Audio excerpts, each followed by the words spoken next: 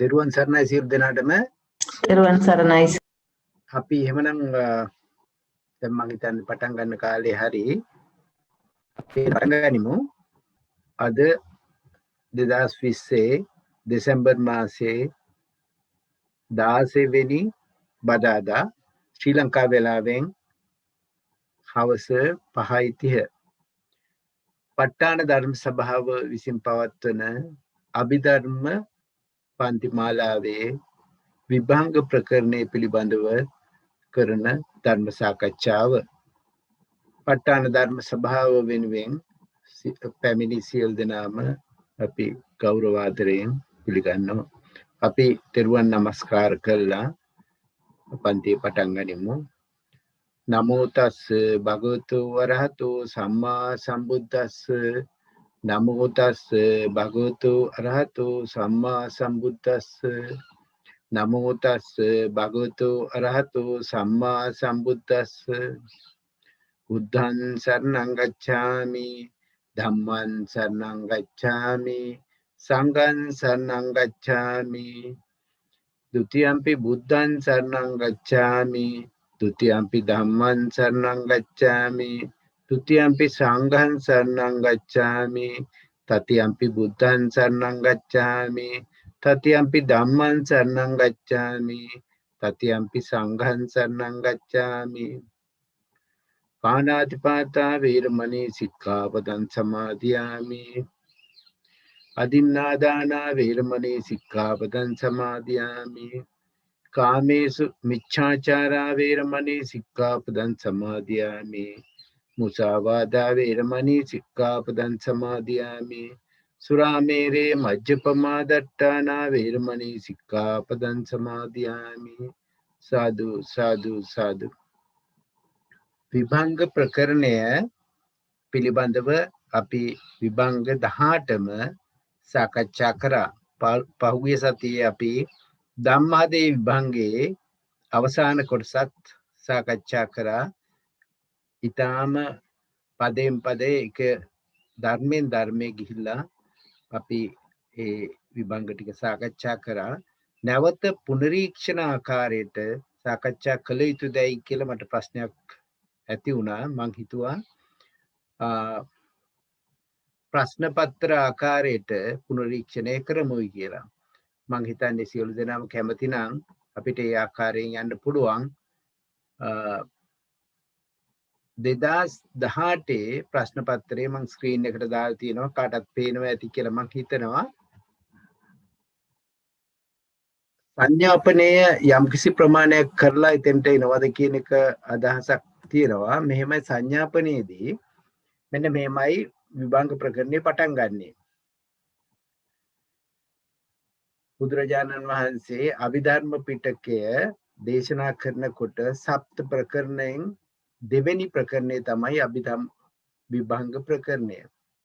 ධම්මසංගණී ප්‍රකරණය දේශනා කරලා ඊට පස්සේ ස්කන්ධ ආයතන ධාතු ආකාරයට විභංග ප්‍රකරණය විභංග 18කින් දේශනා කරා. ධම්මසංගණීයේදී එක ණය ක්‍රමයකින් එක විදිහට ඉදිරිපත් කරපු ඒ ධර්ම විභංග ප්‍රකරණයේදී ණය ක්‍රම 3කින් විභාග කරා. සුත්තාන්ත අභිධර්ම පඤ්ඤපුච්චක කියන ණය ක්‍රම 3න් විභාග කරා. ඒක තමයි කියන්නේ විභංග නම් විභාගයයි. සුත්තාන්ත භාජනීය අභිධර්ම භාජනීය පඤ්ඤපුච්චක යන තුන්යින් ස්කන්ධාදී ධර්ම විභාගයට දක්වන ලැබෙන විභංග කියලා මේ වචනය අර්ථ දක්වලා තියෙන්නේ. නානා ප්‍රකාර භේදයෙන් භින්න වූ අර්ථයන් ප්‍රකාරයෙන් කියනු ලබනෙහි ප්‍රකරණ කියන්නේ මේ අර්ථයන් ඒ ભેද භින්න කරලා අර්ථයන් ප්‍රකාශ කරන නිසා. මෙහි වාචනා මාර්ගයේ ධම්සෙනවි සරියුත් මහරහතන් වහන්සේ ප්‍රභව කොට ඇත්තේ. ඒ කියන්නේ බුදුරජාණන් වහන්සේ සැකවින් දේශනා කරපු ඒ ධර්මය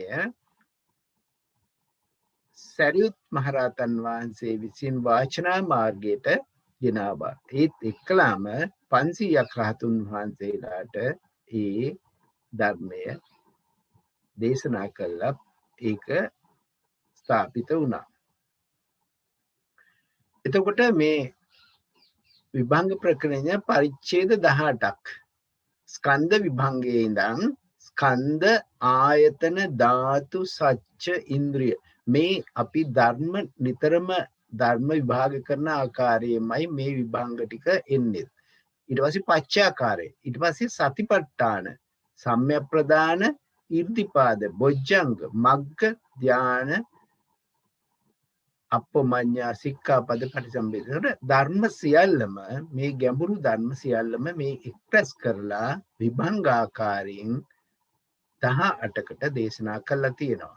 මෙතන අපි දැක්කා ඥාන විභංගයයි, කුද්දකවත්ත විභංගයයි, ධම්මහද විභංගයයි ඉදිරිපත් කිරීමේ මාලාවෙන්මයි දේශනා කරලා තියෙන්නේ. ඥාන විභංගේ ඒක විද ඉඳන් දසවිධ ආකාරයට, කුද්දකවත්ත විභංගයත් ඒක විද සිට දසවිධ යනකල් ගිහිල්ලා 11 ආකාරයේදී තෘෂ්ණා විචරිතව දේශනා කරලා තියෙනවා. ධම්මහදේ විභංගයේ නැවතත් පරිච්ඡේද 10කින් දේශනා කරලා තියෙන්නේ ස්කන්ධ ආයතන ධාතු සංඛ්‍යාතේ ධර්මමයි. හැබැයි ධර්ම දේශනා කරලා තියෙන්නේ කාම ධාතුව, රූප ධාතුව, අරූප ධාතුව, අපරියාපන්න කියන ඒ ලෝක තල වලට සම්බන්ධ කරලා ඒ ධර්මවල ප්‍රවෘත්තියේ ඇති ස්වභාවය සහ උත්පාදශනයේ ඇති ස්වභාවය වෙන වෙනම අරගෙන තමයි දේශනා කරලා තියෙන්නේ. එතකොට ධම්මහදේ විභංගයේ මේ සියලු ධර්මයන්ගේ උත්පත්ති ස්වභාවය සහ ප්‍රවෘත්ති ස්වභාවය ගෙනහැර දක්වන අවස්ථාවක්. ඊට පස්සේ සංඥාපනයේදී විස්තර කරනවා ස්කන්ධ විභංගය කියන්නේ මොනවද? ස්කන්ධ විභංගය කියනකොට මේ පංචස්කන්ධය සුත්තාන්ත භාජනීය, අභිධර්ම භාජනීය, පංචපුච්චක යන තුනයින් විභාග කරන ලදහ. එතකොට සුත්තාන්ත භාජනීයේ පංචස්කන්ධය 11 ආකාර විභාගයක් කරා. අපි ඒක දන්නවා. සුත්තාන්ත භාජනයේදී ස්කන්ධය අතීත අනාගත ප්‍රත්‍යুৎපන්න ස්කන්ධ පහම අතීත වශයෙන් අනාගත වශයෙන් ප්‍රත්‍යুৎපන්න වශයෙන් මේ මොකද කියන්නේ අපි වර්තමානයේ ඉඳලා ගෙවුණු අතීතයේ දකින්නවා වර්තමානයේ ඉඳන් අනාගතයේ දකින්නවා මේ ස්කන්ධවල පැවැත්ම ස්කන්ධ ආයතන ධාතු ආදී ධර්ම මෙතන ස්කන්ධවල අතීත ස්වභාවය අනාගත ස්වභාවය පච්චුප්පන්න ස්වභාවය දැන් බලන්න යමකයට ගිහිල්ලා යමකේදී මොනවද දකින්නේ අපි දකිනවා අතීතයේදී ස්කන්ධ කෙසේද අනාගතයේදී ස්කන්ධ කෙසේද මෙන්න මේ ස්ථානයෙන් අපිට දැක ගන්න හැකි මේ ඒ ධර්ම ස්වභාවය ඒකේ සරල වශයෙන් අතීත අනාගත පච්චුප්පන්න ඊළඟට ආධ්‍යාත්මික බාහිර තමන් කෙරෙහි පවත්නා තමන් කෙරෙහි නොපවත්නා බාහිරේ පවත්නා ඖදාරික සුකුම ඖදාරික ආයතන ස්වභාවයේ සුකුම ස්වභාවය අපි දානවා ඖදාරික කියනකොට මොනවද ඖදාරික ස්වභාවය අපි දකිනවා රළු ස්වභාවයෙන් යුක්ත සූක්ෂම ස්වභාවයෙන් යුක්ත ඊළඟට හීන ප්‍රනීත දුරේ සන්තතිකේ යන 11 අයකින් විභාග මේක පාඩම් කරගන්න කටපාඩම් කරන්න දෙයක් නැහැ මතකෙම කියන්න පුළුවන් මේ 11 ආකාර විභාගය ඊට පස්සේ මම මේ සරලව මේක කියලා අර ප්‍රශ්න පත්‍රයකට යමු කියන අදහස තමයි තියෙන්නේ ධම්මසංගණිෙහි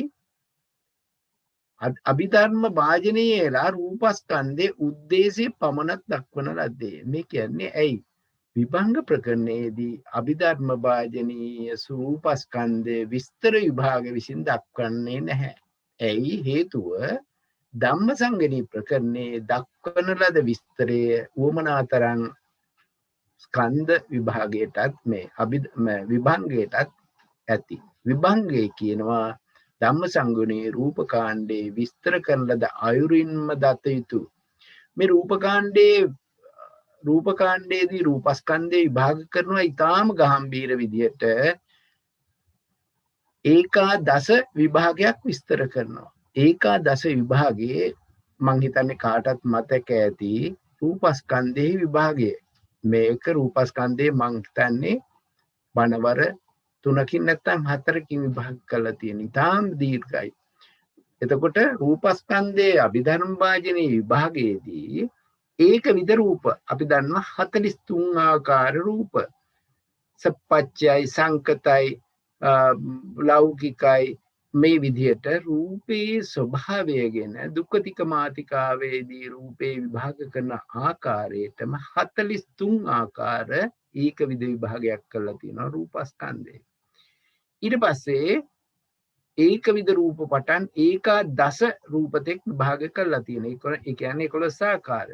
එතකොට ද්වික දෙආකාරයට විභාගයේ මතකද රූපස්කන්ධයේ එතෙන්දි කියනවා උපාදා රූප ඇත උපාදාන වූ රූප ඇත උපාදින්න රූප ඇත අනුපාදින්න රූප ඇත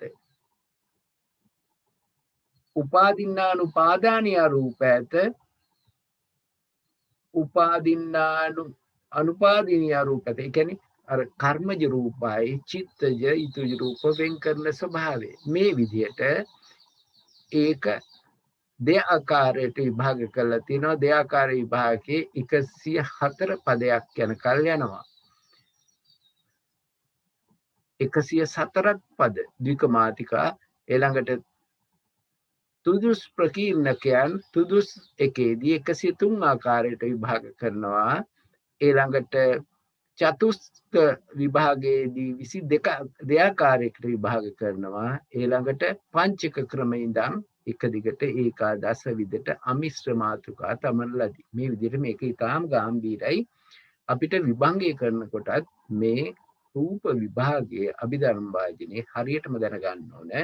ඒ කාරණේ ඊටාම ප්‍රකට කරලා දැනගන්න ඕන කාරණයක්. ඊට පස්සේ වේදනා ස්කන්ධයේ දුක්ඛ මූලික තික මූලික උපදෝ වඩ බහුදේක මහා වාර 4කින් විභාග කරලා තියෙන වේදනා ස්කන්ධය, ඒ වගේම සංඥා ස්කන්ධයත්, ඒ වගේම සංස්කාර ස්කන්ධයත්, ඒ වගේම විඥාන ස්කන්ධයත්. මේ නාම ස්කන්ධ හතරම විභාග කරලා තියෙනවා මහා වාර 4කින්. දුක්ඛ මූලික තික මූලික උපදෝ වඩක බහුවිද කියලා මහා වාර 4ක්. ඒ ත්‍රිකමාතිකා ගැන ද්විකමාතයේ බහ කළ දේශනාව දුක මූලික. ඊළඟට ද්විකමාතිකා ගැන ත්‍රිකමාතිකාවේ බහ කළ දේශනාව තික මූලික. ඊළඟට දෙපසින් වඩා කළ දේශනාව උපතෝ වඩක. ඊළඟට සප්තවිද චතුර්විංශ විද ත්‍රිංශ විද බහුවිද කියලා මේ වාර මහා වාර 4 විභාග වෙනවා. මේක ඊටාම දීර්ඝයි. මේක වචනයෙන් මේ විදිහට කිව්වට. ඊළඟට මේ කරන විදිය දුක මූලික වාරයේ ඒ මොනවද ත්‍රික ගන්නේ මොනවද දුක ගන්නේ කියන එක විස්තර කරනවා මෙතන කියලා තියෙනවා. ඊළඟට එතකොට ලබ්යමාන 19 ත්‍රික ධර්මයන් ගන්නවා. මෙතන යථා යෝග විසින් ලැබෙන 52 ගන්නවා. ද්වික 50යි කරන් තියෙන්නේ වේදනා ස්කන්ධයට ත්‍රික 19ක් කරන් තියෙනවා. ඊළඟට උපතෝ වඩකේදී මෙන්න මේ ආකාරයට ඒ විස්තර කළ බහුවිධ වාරයේදී කියනවා සප්තවිධ මේ ඉස්සල දෙකම දසවිධේන වේදනා ස්කන්ධෙමයි විභාග කරන්නේ. මෙතන බහුවිධ වාරයේ කියනවා සප්තවිධ, ඊළඟට චතුර්විංශ විධ 24 ආකාර, ඊළඟට ත්‍රිංශ විධ කියන්නේ 30 ආකාර, බහුවිධ කියන්නේ 48 ආකාර. මේ බහුවිධ කියන එක 48 ආකාරයයි. එතකොට සත්විද චතුර්විංශ විද ත්‍රිංශ විද බහුවිධ කියන්නේ එතන 48 ආකාර විභාගයක්. 40 මෙන්න විදිහට එතකොට මේ විදිහට ගත්තාම ස්කන්ධ විභංගයේදී එනවා සම්පූර්ණයෙන්ම 1977 වතාවක් ස්කන්ධය විභාග කරලා තියෙනවා. ස්කන්ධේ වේදනා ස්කන්ධේ විවිධ ස්වභාවය. එතකොට මේකෙන් තේරෙනවා ඇයි වේදනා චෛතසික ස්කන්ධයක් කොට සැලකුවේ. ඒකේ තියෙන විවිධත්වය, ඒකේ තියෙන ගැඹීරත්වය නිසාමයි වේදනාව කියන එක එකම චෛතසිකයක් වුණාට වේදනාවේ ස්වභාවයන් ඉච්ඡර ලොකුයි, ඉච්ඡර ප්‍රමාණයකට විහිදෙනවා. ඒක දකින්නේ මේ අභිධර්ම වාජනීය වේදනා ස්කන්ධේ විභාග කරනකොට. ඒ ගැන මම නැවත කතා කරන්නේ අපි අපේ මහත්මිය මේක කොටස විස්තර කරයි. අපි බලමු ආයතන විභංගයේදී මේ ආයතන 12 සුත්තාන්ත භාජනයේ අභිධර්ම පඤ්ඤපුච්චක කියන විභාග ක්‍රමය. ඊළඟට ධාතු විභංගයේදී සුත්තාන්ත අභිධර්ම පඤ්ඤපුච්චක කියන ක්‍රම තුනෙන් යනවා. සූත්තාන්ත ක්‍රමයේදී ෂට්ක තුනකින් යනවා. අභිධර්ම භාජනයේ එකම අටලොස් ධාතුව විදියට යනවා. මෙන්න මේ විදියට විස්තර කළා. පඤ්ඤපුච්චකයේදී විශේෂයෙන් මම කියන්නම් පඤ්ඤපුච්චකයේදී විභාග කරන්නේ ත්‍රික මාතිකා 22 විශේෂ සහ දුක මාතිකා 100 විශේෂ මේ හැම ධර්මයක්ම. ධර්මය කියන්නේ ස්කන්ධ. ඔන්න පංචස්කන්ධය කියන ධර්මය. පංචස්කන්ධය කියනකොට ධර්ම පහක් තියෙනවා. පංචස්කන්ධය කුසල ත්‍රිකයේදී කෙසේ විභාග වෙයිද? වේදනා ත්‍රිකයේදී කෙසේ විභාග වෙයිද? විපාක ත්‍රිකයේදී කෙසේ විභාග වෙයිද? ඊළඟට හේතු දුකේ කෙසේ විභාග වෙයිද? ඊළඟට ඒ වගේ හැම ත්‍රිකයක් සහ හැම දුකයක් පාවිච්චි කළා පංචස්කන්ධේ විභාග කරන ක්‍රමය තමයි පඤ්ඤපුච්චක ණය. ඒ පංචස්කන්ධයට ඊළඟට ආයතන 12ක් විභාග කරනවා, ධාතු 18ක් විභාග කරනවා, සත්‍ය 4ක් විභාග කරනවා. වෙන මේ ආකාරයට තමයි යන්නේ. එතකොට අපි ප්‍රශ්නයකට ගිහිල්ලා නැවත උවමනාවුත් වුණොත් මෙතෙන්ට එමු. අපි මේකේ තියෙනවා පළවෙනි ප්‍රශ්නේ නම් විභංග ප්‍රකරණේ යන්නේ අර්ථ දක්වා අටලොස් විභංග පිළිවෙලින් නම් කරන්න. මේක කාටත් පුළුවන් ඇති හින්දා අපි ඒක එතනින් ලොක් කරමු. කන්ද විභංගයේ වේදනා ස්කන්ධ නිर्देशයේ මහාවාර 4 පැහැදිලි කරන්න. මහත්මයක් ඉදිරිපත් වෙනවද මහත්මයා? ඒක පිළිවෙලින්ම කිව්වොත් හොඳයි. ස්කන්ධ විභංගයේ වේදනා ස්කන්ධ නිर्देशය මහාවාර 4 කියලා මහාවාර 4 එකිනෙක පැහැදිලි කරා නම් මහාවාර 4 වේදනා ස්කන්ධයේ මහාවාර 4කින් විභාග වෙනවා. දුක මූලික, ත්‍රික මූලික, උපතෝ වට්ටක, බහුවිධ වාරය කියලා. බහුවිධ වාරය තමයි සප්තවිධ, චතුවිංශවිධ, තින්සවිධ, බහුවිධ කියලා කොටස් වලට බෙදෙන්නේ. දුක මූලික එකේ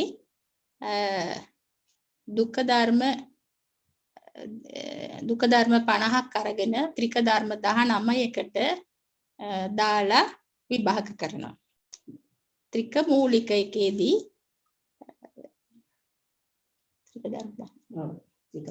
ත්‍රික ධර්ම 19 දුක්ඛ ධර්ම වලට දාලා විභාග කරනවා.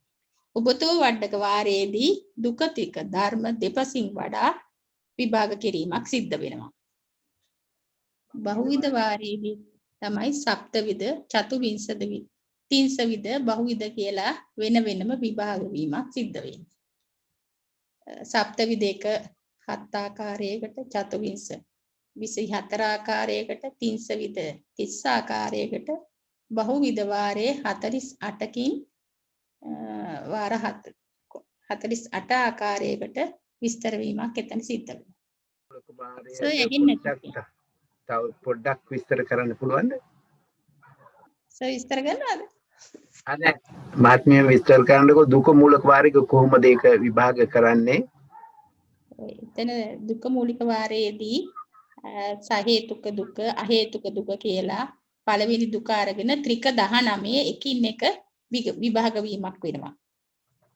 පළවෙනි ත්‍රිකය අරගෙන මේකට දාලා දස විදේන ආකාරයට විභාග කරනවා. ඊළඟ ත්‍රිකය අරගෙන ඕම ත්‍රික 19 එක දුකයක බහ විභාග වීමක් සිද්ධ වෙනවා.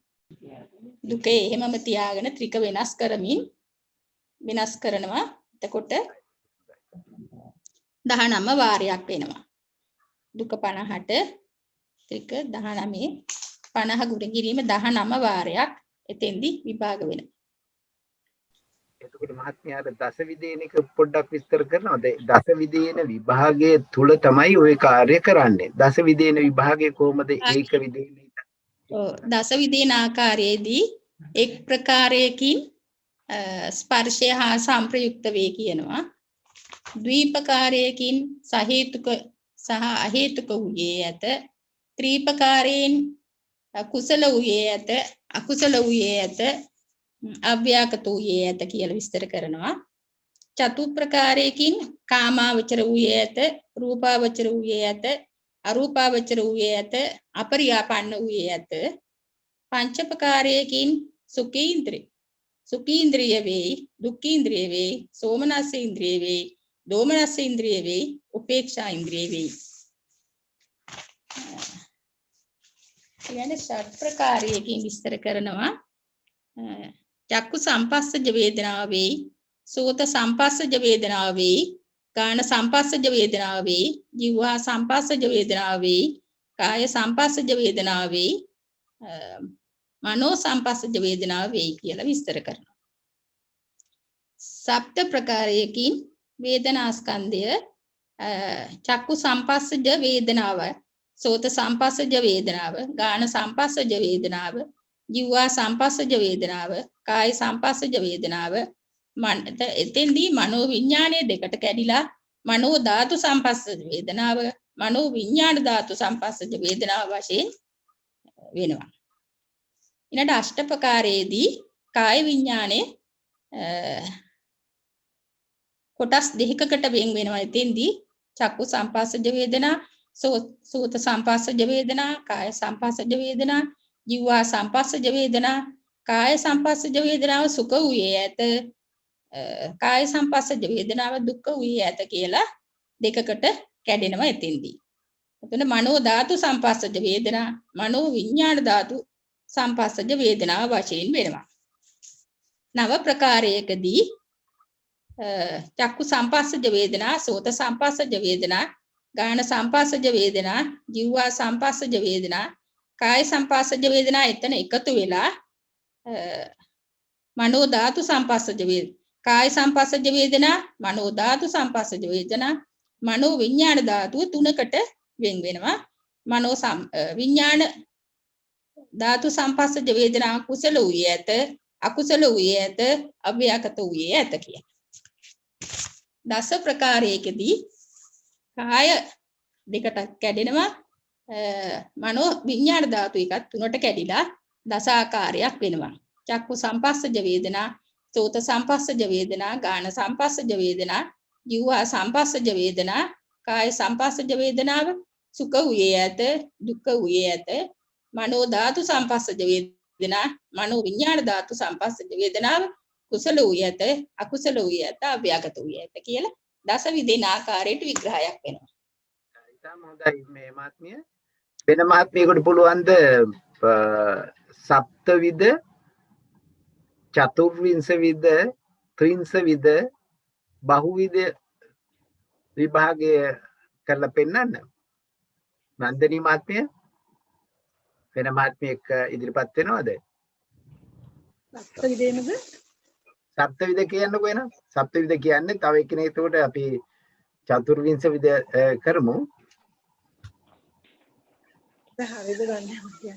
සප්තවිදේන එක ඒකේ මේ ටික 19ක් කරන් විස්තර කරන්නේ. සප්තවිදේන වේදනක් හන්දෝ එකේ අත්ති කුසල මම පාළි එක කියන්නද සර්? අත්ති කුසලෝ, අත්ති අකුසලෝ, අත්ති අභ්‍යාකතෝ, ඒ කියන්නේ කුසල පදේ තුනකට බෙදලා ඊට පස්සේ භූමි වශයෙන් අත්ති කාමාවචරෝ, අත්ති රූපාවචරෝ, අත්ති අරූපාවචරෝ, අත්ති අපරියාපන්නෝ, එවන් සප්තවිදේන වේදනක් හන්දෝ. ඒ ඊටසේ අපරෝපි සප්ත වේදනක් හන්දෝ ඒකේ අත්ති විපාකෝ, අත්ති විපාක ධම්ම ධම්මෝ, අත්ති නේව විපාක න විපාක ධම්ම ධම්මෝ, අත්ති කාමාවචරෝ, අත්ති රූපාවචරෝ, අත්ති අරූපාවචරෝ, අත්ති අපරියාපන්නෝ. ඒ විදිහට සප්තවිදේන වේදනක් හන්දෝ. අපරෝපි සප්තවිදේන වේදනක් හන්දෝ අත්ති උපාදින්න උපාදානියෝ, අත්ති අනුපාදින්න අනුපාදානියෝ, අත්ති උපාදින්න උපාදානියෝ, අත්ති අනුපාදින්න උපාදානියෝ. හරි මහත්මිය, ඒක හොඳයි. තේජ මහත්මිය නේද? ඒක හොඳයි ඒ විදිහට තමයි කරන්නේ. ඇයි මෙහෙම අපි මෙහෙම කරන්නේ? මේ මොකද්ද මේ කරන්නේ? මොකද්ද මේකේ තියෙන ක්‍රමවේදය? එතකොට ඒ කියන්නේ අර වේදනා ස්කන්ධයේ විවිධ ස්වභාවයන් අපි දකිනවා ත්‍රික මූලික කරලායි ත්‍රික එතන ත්‍රික පදනේ එතන පාවිච්චි වෙන්නේ. ඒ ත්‍රික පද 19කට දුවනවානේ. ඒකෙන් තමයි 19 ආකාර වෙන්නේ. එතකොට ඒ අවස්ථාව ඒක කාමාවචර එකක් වෙන්න පුළුවන්, රූපාවචර වෙන්න පුළුවන්, අරූපාවචර වෙන්න පුළුවන්, අපරියාපන්න වෙන්නත් පුළුවන්. ඒකින්ද තමයි 7ක් වෙන්නේ. ත්‍රිකපද 3යි අර භූමි 4යි. එතකොට 7 ආකාර වේදනා ස්කන්ධය විභාග වෙනවා 19 සැරයක්. ඒකින්ද තමයි 19ක් එන්නේ. එතකොට චතුර්විංශයක කාට හරි පෙන්වන්න පුළුවන්ද?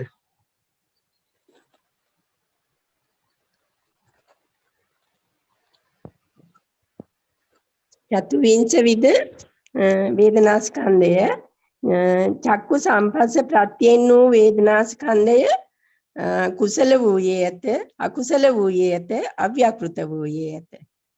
මේක සෝත සම්පස්ස ප්‍රත්‍යයෙන් වූ වේදනාස්කන්ධය කුසල වූයේ ඇත අකුසල වූයේ ඇත අව්‍යාකෘත වූයේ ඇත. ගාන සම්පස්ස ප්‍රත්‍යයෙන් වූ වේදනාස්කන්ධය කුසල වූයේ ඇත අකුසල වූයේ ඇත අව්‍යාකෘත වූයේ ඇත. ජීවා සම්පස්ස ප්‍රත්‍යයෙන් වූ වේදනාස්කන්ධය කුසලද වේ අකුසලද වේ අව්‍යාකෘතද වේ. කාය සම්පස්ස ප්‍රත්‍යයෙන් වූ වේදනාස්කන්ධය කුසලද වේ අකුසලද වේ අව්‍යාකෘතද වේ. මනෝ සම්පස්ස ප්‍රත්‍යයෙන් වූ වේදනාස්කන්ධය කුසලද වේ අකුසලද වේ අව්‍යාකෘතද වේ. මේ ආකාරයට මේ 6 ආකාරයට මේ කුසල අකුසල අව්‍යාකෘත වශයෙන් අයවරත් 18යි 18ට ඊගාවට එනවා චක්කු සම්පස්සජ වේදනාව සෝත සම්පස්සජ වේදනාව ගාන සම්පස්සජ වේදනාව ජීවා සම්පස්සජ වේදනාව කාය සම්පස්සජ වේදනාව මනෝ සම්පස්සජ වේදනාව කියලා 6 ආකාරයකින් දැක්වෙනවා. ඒ 6යි අර 18ට එකතු වුණාම 24ක් වෙනවා චතුර්විංශ විද වාරය. ඉතාම හොඳයි. ඔව් ඉතාම හොඳයි. එතන වෙනස දැක්කද? ඇයි අර මුල එකට වඩා මේකේ වෙනස? මෙතන අතන කියනවා සම්පස්සජ වේදනා, මෙතන ප්‍රත්‍යයෙන් වූ වේදනාව. මෙතන ප්‍රත්‍යයෙන් වූ වේදනාව කියලා ගන්නව නේද? දැක්කද ඒක? ඔව් දැක්කා.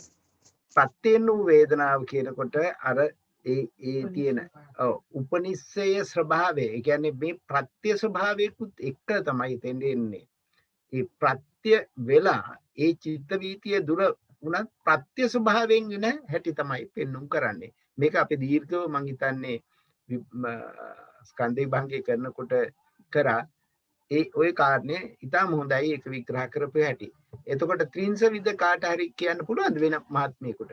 සර් මං කියන්න. ත්‍රිංශ විද වේදනාස්කන්ධය ඒ කියන්නේ 30 ආකාරයි. එතකොට චක්කු සම්පස්සේ පච්චය වේදනාස්කන්ධෝ සෝත සම්පස්ස පච්චය වේදනාස්කන්ධෝ ගාන සම්පස්ස පච්චය වේදනාස්කන්ධෝ ජීවහා සම්පස්ස පච්චය වේදනාස්කන්ධෝ කාය සම්පස්ස පච්චය වේදනාස්කන්ධෝ මනෝ සම්පස්ස පච්චය වේදනාස්කන්ධෝ කියන ඒ කන්ද එතන 6ක් වටනවානේ. ඒ 6 කාමාවචර රූපාවචර අරූපාවචර අපරියාපන්න කියන 4ෙන් වැඩි වෙනවා. එතකොට එතන 24ක් වෙනවා. ඊට පස්සේ චක්කු සම්පස්සජා වේදනා සෝත සම්පස්සජා වේදනා ගාන සම්පස්සජා වේදනා ජීවහා සම්පස්සජා වේදනා කාය සම්පස්සජා වේදනා ජීවහා කාය සම්පස්සජා වේදනා. එතන මේ 6 එකතු කරපුවාම 24ට 6ක් 30ක් එනවා. ඒ 30 ආකාරය ඉන්නේ එකයි. එතන ඒකක එකයි වැටෙන්නේ. ඉතාම හොඳයි. ඉතාම හොඳයි. ඇත්තටම මේ ඔය පොත බලන්න නෙවෙයිනේ තමන්ගේ දැනුමින් කරා නම් මේක හරියටම හොඳයි. ඔව් දැන් මින් කරේ. අපේ කාර්යය ඉතාම හොඳින් සිද්ධ වෙලා තියෙනවා කියලා මට සන්තෝෂයි. මොකද විභංගයේ ඔය මුල ටික ඉතාම ගැඹීරව මුල ඉඳන් කරා. ඒක ඒ විදිහටම ඔබතුමීලා ඒක තේරුම් ගත්ත එක අපිට හරි සන්තෝෂයි. ඉතින් මම හිතන්නේ දැන් එතකොට බහුවිධයක යම් කිසි කෙනෙක් කියන්න පුළුවන්ද බහුවිධ 48 ආකාරයෙන් හැටි? හරි. කියන්නේ නෑ මහත්මිය කියන්නේ මම කලින් කිව්වනේ. මම නම් හැබැයි පොත් පොඩ්ඩක් බලලා තමයි කියන්නේ ඒක නිසා කමන්නේ මහත්මිය කමන්නේ කියන්නේ බහුවිධේන වේදනා ස්කන්ධයේ අවස්ථා දෙකකින් විස්තර කරලා තියෙනවා. එක් අවස්ථාවකදී චක්කු සම්පස්ස ප්‍රත්‍යයෙන් ඇතිවන වේදනාව අකුසල වූ කුසල වූයෙක් ඇත, අකුසල වූයෙක් ඇත, අව්‍යාකෘත වූයෙක් ඇත, කාමාවචර වූයෙක් ඇත, රූපාවචර වූයෙක් ඇත, අරූපාවචර වූයෙක් ඇත, අපරියාපන්න වූයෙක් ඇත. ඒ වගේම සෝත සම්පස්ස ප්‍රත්‍යයෙන් වන වේදනාව කුසල වූයෙක් ඇත, අකුසල වූයෙක් ඇත, අව්‍යාකෘත වූයෙක් ඇත, කාමාවචර වූයෙක් ඇත, රූපාවචර වූයෙක් ඇත, අරූපාවචර වූයෙක් ඇත, අපරියාපන්න වූයෙක් ඇත. ඊට පස්සේ ගාන සම්පස්ස ප්‍රත්‍යයෙන් වන වේදනාව කුසල වූයෙක් ඇත, අකුසල වූයෙක් ඇත, අව්‍යාකෘත වූයෙක් ඇත, රූපාවචර කාමාවචර වූයෙක් ඇත, රූපාවචර වූයෙක් ඇත, අරූපාවචර වූයෙක් ඇත, අපරියාපන්න වූයෙක් ඇත.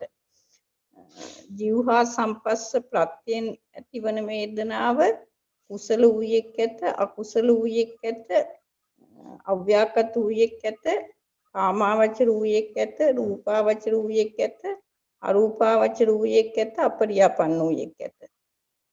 ඊට පස්සේ කාය සම්පස්ස ප්‍රත්‍යයෙන් ඇතිවන වේදනාව කුසල වූයෙක් ඇත, අකුසල වූයෙක් ඇත, අව්‍යාකෘත වූයෙක් ඇත, කාමාවචර වූයෙක් ඇත, රූපාවචර වූයෙක් ඇත, අරූපාවචර වූයෙක් ඇත, අපරියාපන්න වූයෙක් ඇත. ඊට පස්සේ චක්කු සම්පස්සජා වේදනා, සෝත සම්පස්සජා වේදනා, ගාන සම්පස්සජා වේදනා, જીවහා සම්පස්සජා වේදනා, කාය සම්පස්සජා වේදනා වශයෙන් එක බහුවිධේන වේදනා ස්කන්ධයක් විස්තර කරලා තියෙනවා. ඊට පස්සේ අපරෝපි බහුවිධේන වේදනා ස්කන්ධය කියලා චක්කු සම්පස්ස ප්‍රත්‍යයෙන් නැතිවන හරි මහත්මිය ඒක හරි. ඒක හුඟක් හොඳයි. එතකොට ත්‍රික ධර්මයක් ඕකේ පාවිච්චි කරලා තියෙනවා. ඒ ත්‍රික ධර්මයේ පාවිච්චි කරපු නිසා තමයි ඒක 19 ආකාර වෙන්නේ. හරිම ඊටම හොඳයි. ඊටම හොඳයි මේ පැහැදිලි කිරීමත්. මේ ස්කන්ධ විභංගය ගැන අයිසරයක් අපිට කතා කරන්න ඕන වෙන්නේ නැහැ මං හිතන්නේ. යම්කිසි එක මහත්මයෙකුට පුළුවන් ද සුත්තාන්ත භාජනීය ස්කන්ධ විභංගයේ තේරුම් කරලා දෙන්න. සුත්තාන්ත භාජනීය 11 ආකාර විභාගේ සුත්තාන්තයේදී ඒක කිව්වා නම් එතකොට මට අයිසරක් ස්කන්ධ විභංග ගැන කතා කරන්න ඕනම නැහැ. 11 ආකාර විභාගයේ සුත්තාන්ත භාගයේ සූත්‍රකමෙන් අපි කියන්නේ කවුද ඉදිරිපත් වෙන්නේ? යන්තම් මතකයක් පස්ස ඒක විදේන වේදනාස්කන්ධෝ පස්ස සම්පයුක්තෝ විදේන වේදනාස්කන්ධෝ අත්ථ සහේ මහත්මයා කියන්නේ මහත්මයා අර අපිට කියන්න ඕනේ අජ්ජත් බහිද්ද අතීත අනාගත වර්තමාන ඊළඟට සුකුම ප්‍රනීත ඒක පිළිවෙලට ඒ ටික කියන්න පුළුවන් කෙනෙක් අර 11 ආකාර අපි ඉස්සලම නන්දනි මහත්මිය කියනවාද ඒක මං කියන්නද කියන්න සුත්තාන්ත මේ කන්ද විභංගයේ සුත්තාන්ත භාජනීය මෙතන විග්‍රහ කරන්නේ පංචස්කන්ධයෝමයි සුත්තාන්ත භාජනීයේදී ස්කන්ධයෝ පහම ඒක දසක ආකාරයකට විස්තර වෙනවා අතීත අනාගත පච්චුප්පන්න අධ්‍යාත්මික බාහිර ඕලාරික සුකුම හීන ප්‍රනීත දුරේ සන්තිකේ වශයෙන් 11 විදියකට විභාග වීමක් වෙනවා. එතෙන්දී රූපස්කන්ධය ගත්තොත් රූපස්කන්ධේ අතීත අනාගත වර්තමාන කියන ඒ කාලත්‍රය ගැන පොඩ්ඩක් කිව්වොත් ඇති. භව වශයෙන් හෝ භව වශයෙන් හෝ ෂණ වශයෙන් අනේ කියනකො හරි. අතීත රූපස්කන්ධයේ කවරේදයක් කියලා අතීත රූපස්කන්ධයේ විස්තර කරොතින් භව වශයෙන් හෝ ෂණ වශයෙන් ඉක්ම ගියා වූ නිරුද්ධ වූ රූපය අතීත රූපය කියලා කියනවා. උත්පාද තිදී භංග කියන ෂණත්‍රයෙන් එපිටට ගිය නිරුද්ධ වෙච්ච රූපය අතීත රූපයයි විස්තර කරනවා. සතර මහා භූතයෝද සතර මහා භූතයන්ගේ නිසා උපන් උපාදාය රූපයෝද සියල්ලම අස්තයට ගියා වූ බැවින් ඒ අතීත රූපයක් යයි හඳුන්වනවා. හරි ඒක ක්‍රමෙන් තමයි ඕකේ තව වචනයක් කියනවනේ ප්‍රත්‍ය සමவாயයෙන් උපන්. ඒ කියන්නේ ප්‍රත්‍යෝත්පන්න ආකාරයට උපන් ප්‍රත්‍ය සමவாயයෙන් උපන් යම් රූපයක් වේද කියලා ඒ ඊතර විස්තර කරනවා. ඊටම හොඳයි. ඒතර ස්කන්ධ විභංගය ගැන අපි නැවත කතා කරන්න ඕනේ නෑ මං හිතන්නේ. අපිට පන්ති නවත්තන්න පුළුවන් ළඟදීම. සමා වෙන්න සර් මට මේ දැනගන්න ඕනේ දැන් අර වේදනාස්කන්ධය විස්තර කරන්න කිව්වහම මොකක්ද අර ආකාර ටික එතකොට එතෙන්දි දස ආකාරයක් ලියන්න ඕනේද? එතන වෙලාවක් තියෙන්නේ නැහැ නිසා නේද? නෑ දසාකාරය ලියන්න නැතුව ඔයාට දුක මූලක හරි ත්‍රික මූලක හරි උබතෝ වඩක හරි ලියන්න බෑ. දැන් මෙහෙමයි දස ආකාර වේදනා ස්කන්ධය මත තමයි දුක මූලක යන්නේ. දසාකාර වේදනා ස්කන්ධය මතමයි ත්‍රික මූලක යන්නේ. දසාකාර වේදනා ස්කන්ධය මතමයි උබතෝ වඩක යන්නේ. අන්න එක තේරුම් කරගත්තොත් හරියටම හරි. මොකද දසාකාර වේදනා ස්කන්ධේ එකේ ඉඳන් 10ට යන එකේ දෙවෙනි අංකයයි තුන්වෙනි අංකයයි තමයි අපි පාවිච්චි කරන්නේ ත්‍රිකේට දුකේට. හොඳට ඒක මතකයි නේද? පළවෙනි එක තියෙන්නේ ස්පර්ශය හා සංප්‍රයුක්ත වූයේය. දෙවෙනි එක තියෙනවා සහේතුක වූයේ ඇත අහේතුක වූයේ ඇත. එතකොට සහේතුක වූයේ අහේතුක වූයේ කියන්නේ දුක මාතිකාව පාවිච්චි කරන තැන. ඊළඟට කුසල අකුසල අව්‍යාකෘත නැත්නම් විපාක ස්වභාව ධර්ම නේවිපාක කියලා ඒ පාවිච්චි කරන්නේ තුන්වෙනි ස්ථානේ. එතකොට මේ ස්ථාන තුන ඇවිල්ලා තියෙන්නේ දස විදේනේ. දස විදේන සියල්ලම ලියන්න බැරි වුණත් කමන්නේ. ඒක විද සිට දස විදේන තෙක් ඒකේ පළවෙනි අංක 2 3 ලියලා අන්තිම ටික තමයි දීර්ඝ වෙන්නේ.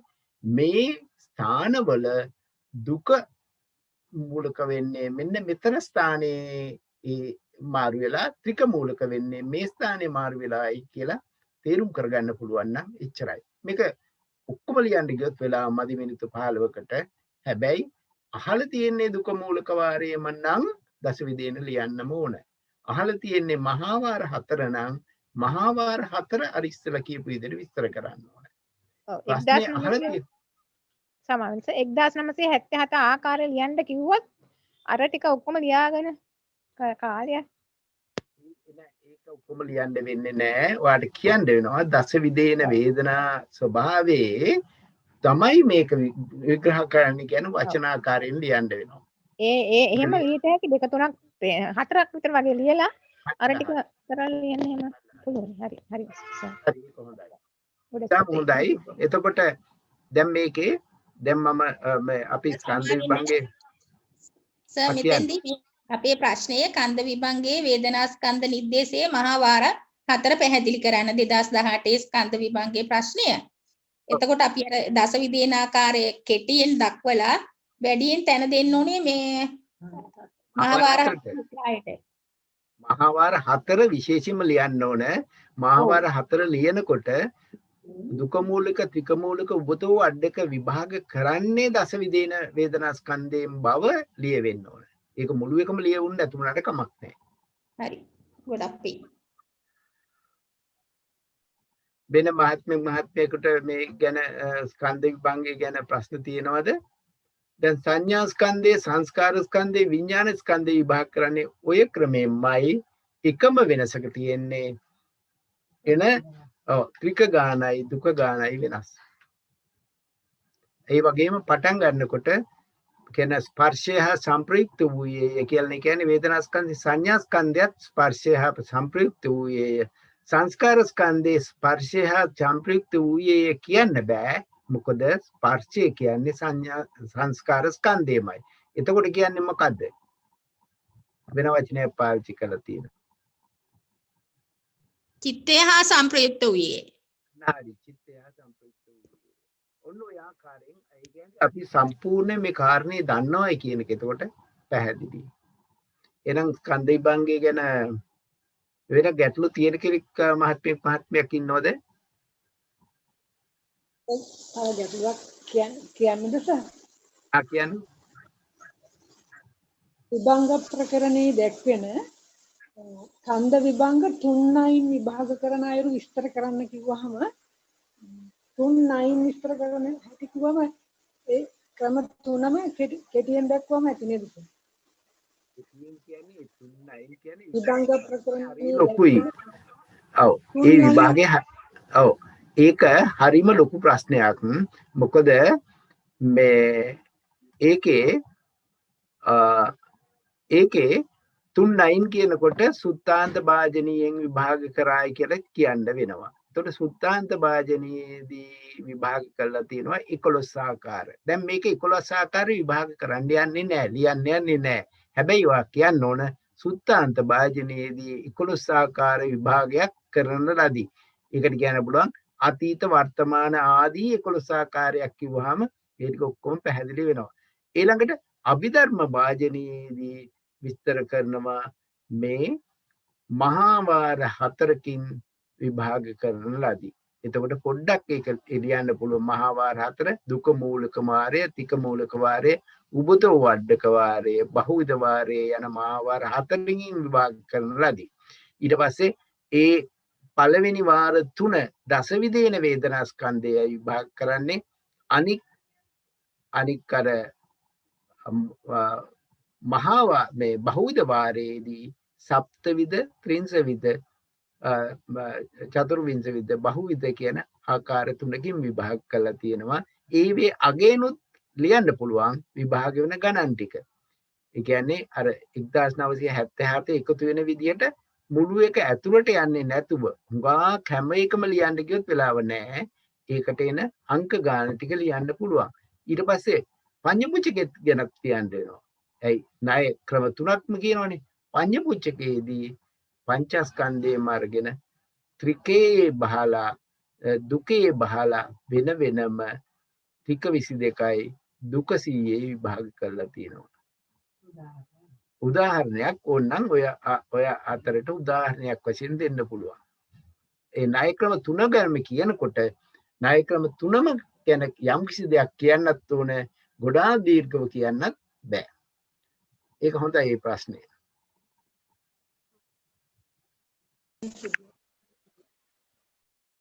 දැන් අපි එනම් ස්කන්ධ විභංගයෙන් එළියට යමුද? අපිට සතියකින් දෙකකින් විතර මේ ප්‍රශ්න පත්‍ර ගැන යම් කිසි අදහසක් කරලා ඊට පස්සේ ඕගොල්ලන්ට පාඩම් කරගන්න වෙලාව තියෙන්නත් එපා. එහෙනම් අපි ඊළඟ එතන ප්‍රශ්නයක් තියෙනවා සච්ච විභංගයේ ඊළඟ ප්‍රශ්නේ සච්ච විභංගයේ කුසල වේදනා විපාක උපාදින්න යන ත්‍රිකයන් පඤ්ඤ පුච්චක නයින් විස්තර කරන්න. මේ ප්‍රශ්නේ තියෙන විශාලකම තේරෙනවද?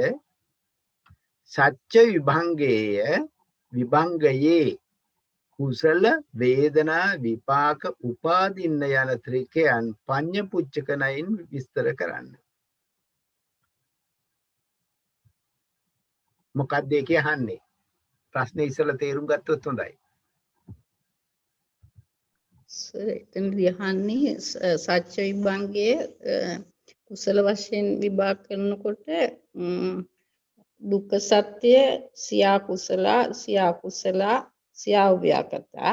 ඒ කියන්නේ දුක්ඛ සත්‍යයේ කුසල පක්ෂය අකුසල ටිකමාතිකා වශයෙන් විස්තර කරන්න ඕනේ. එතකොට කුසල අකුසල අව්‍යාකත ධර්ම වලට වැටෙන සියලු ධර්මතා වලට වැටෙන කොටස් තියෙනවා දුක්ඛ සත්‍යයේ. සමුදය සත්‍ය සියා කුසල, මාර්ග සත්‍යන්නේ සියා කුසල. එතකොට කුසල වලට ඊට පස්සේ නිරෝධ සත්‍යන්නේ අව්‍යාකත ධර්මයක් වශයෙන්. ඒ විදිහට ඒක හොඳයි. ඒක කුසල වේදනා ත්‍රිකයට වේදනා ටිකේ මම හිතන විදිහට සුඛාය වේදනාය සම්පයුක්තා ධම්මා, දුක්ඛාය වේදනාය සම්පයුක්තා ධම්මා, අදුක්ඛම සුඛාය වේදනාය සම්පයුක්තා ධම්මා. එතකොට සුඛාය වේදනාය සම්පයුක්ත ධර්ම වලට සුඛ වේදනා සහිත සිත් 51යි චෛතසිකයි. ඒක සප්පදිස්ස කොටසක් වේදනාව අයින් වෙන්න ඕනේ. එතකොට දුක්ඛ සත්‍යයේදී සියා කුසල සියා අකුසල සියා අව්‍යාකත නවත්තබ්බා කුසල කුසල අකුසල අව්‍යාකත වලට අහු වෙන්නේ නැති කොටසක් එනවා දුක්ඛ සත්‍යයට. මාර්ග සත්‍ය එනවා මාර්ග සත්‍ය කුසල් එන්නේ ඒකේ සෝමනස්ස සහගත සිත් තියෙනවා උපේක්ඛා සහගත සිත් තියෙනවා. ඒක නිසා මාර්ග සත්‍ය එනවා කුසල් සියා සුඛාය වේදනාය සංපයුක්තා සියා අදුක්ඛම සුඛාය වේදනාය සංපයුක්තා ධර්මවලට. ඊට පස්සේ සමුදය සත්‍ය එන්නේ දුක්ඛාය වේදනාය දුක්ඛාය නෙමෙයි ඒකත් වෙනවා සුඛාය වේදනාය සංපයුක්ත ධම්මා දුක්ඛම සුඛාය සංපයුක්ත ධම්මා වලට. එතකොට දෙකක් එනවා. එතෙන්ට නිරෝධ සත්‍ය එන්නේ නිරෝධ සත්‍ය නවත්තබ්බා දුක්ඛාය වේදනාය සංපයුක්ත ධම්මා දුක්ඛාය වේදනාය සංපයුක්ත ධම්මා දුක්ඛම සුඛාය වේදනාය සංපයුක්ත ධම්මා කියන විදිහට තමයි ඒක නම් මේ කාරණේ මේ ප්‍රශ්නේ ඊටාම ගැඹුරු ප්‍රශ්නයක්. මේ වගේ ප්‍රශ්නයක් අල්ලගත්තොත් අපරාධ ලකුණු අඩු වෙන විතරයි වෙන්නේ. මේකේ ඇත්තටම මේ තුන බලන්න මේ වේදනාතිකයට විතරක් විභාග කරත් ওই ප්‍රශ්නේ මිනිත්තු ගාන යනවා. කඩපාඩම් නොතිබුණොත් හරියට තේරුම් ගත්තේ නැත්තම්. එතකොට තව තියෙනවා ත්‍රික හතරක්. මේ වගේ ප්‍රශ්නයක් ගන්නවා නම් හරිම කල්පනාවෙන් ගන්න ඕන. මොකද්ද කරන්නේ කියලා තේරුම් අරගෙන. එතකොට සත්‍ය විභංගයේ කුසල දැන් කුසල මේ මහත්මය හොඳට විස්තර කරා. එතකොට වේදනාවකත් විස්තර කරා. විපාක එකයි උපාදින්න එකයි කියන්න පුළුවන් ද යම් කිසි මහත්මයෙකුට.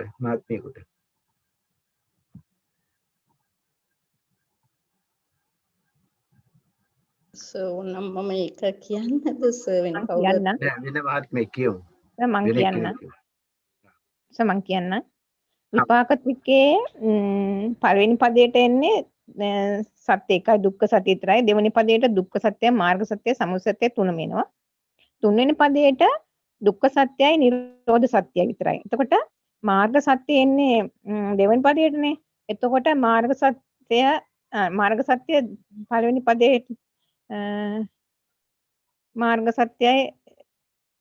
මාර්ග සත්‍යයෙන් දෙවෙනි පදයට විතරයි. එතකොට දෙවෙනි පදයට තව තියෙනවා සමුදය සත්‍ය විතරක්. අනිත් දෙකටත් නැහැ නේද දෙක. එතකොට මාර්ග සත්‍යයි සමුදය සත්‍යයි දෙකම දෙවෙනි පදයට තියෙන නිසා මාර්ග සත්‍ය හා සමුදය සත්‍ය දෙදෙනා විපාක ධම්මා. එතකොට නිරෝධ සත්‍යයේ තියෙන නිර්වාණයේ තියෙන්නේ නේ විපාක න විපාක ධම්මාවට විතරනේ. එතකොට එතන කියනවා නිරෝධ සත්‍ය නේ විපාක න විපාක ධම්මා කියලා. දුක්ඛ සත්‍ය තියෙනවා තුනටම. එතකොට දුක්ඛ සත්‍ය විපාක ධම්මා විපාක ධම්මා නේ විපාක න විපාක ධම්මා කියනවා. ඊටම හොඳයි. ඊළඟ එකත් උපාදින්න එකත් කරන්න පුළුවන් දෙයයටම නන්දනී නේද? එහෙමයි සර්. උපාදින්න එකේ සත්‍ය උපාදින්න ත්‍රිකේ උපාදින්න උපාදානයයකට දුක්ඛ සත්‍ය විතරයි එන්නේ. අනුපාදානයයකේ දුක්ඛ සත්‍ය සමුදය සත්‍ය දෙකම එනවා.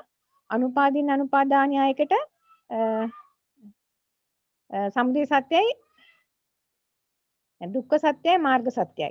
ඒකේ ලෝකෝත්තර සිත් තියෙනවා, චෛතසික තියෙනවා, නිර්වාණය තියෙනවා. එතකොට ඒකට එනවා ලෝකෝත්තර සිත් තියෙන නිසා මාර්ග සත්‍යයි, නිර්වාණය තියෙන නිසා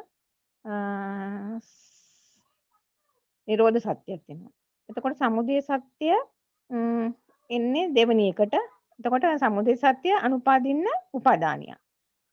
එතකොට නිරෝධ සත්‍යයි මාර්ග සත්‍යයි දෙකම එන්නේ අනුපාදින්න අනුපාදානියවට. සත්‍ය දෙදෙනෙක් නිරෝධ සත්‍ය මාර්ග සත්‍ය දෙකම අනුපාදින්න අනුපාදානිය. එතකොට දුක්ඛ සත්‍ය තුනටම එනවා. එතකොට දුක්ඛ සත්‍ය උපාදානයත් වෙන අනුපාදින්න උපාදානයයි අනුපාදින්න අනුපාදානයයි තුනටම වැටෙනවා. ඊටම හොඳයි.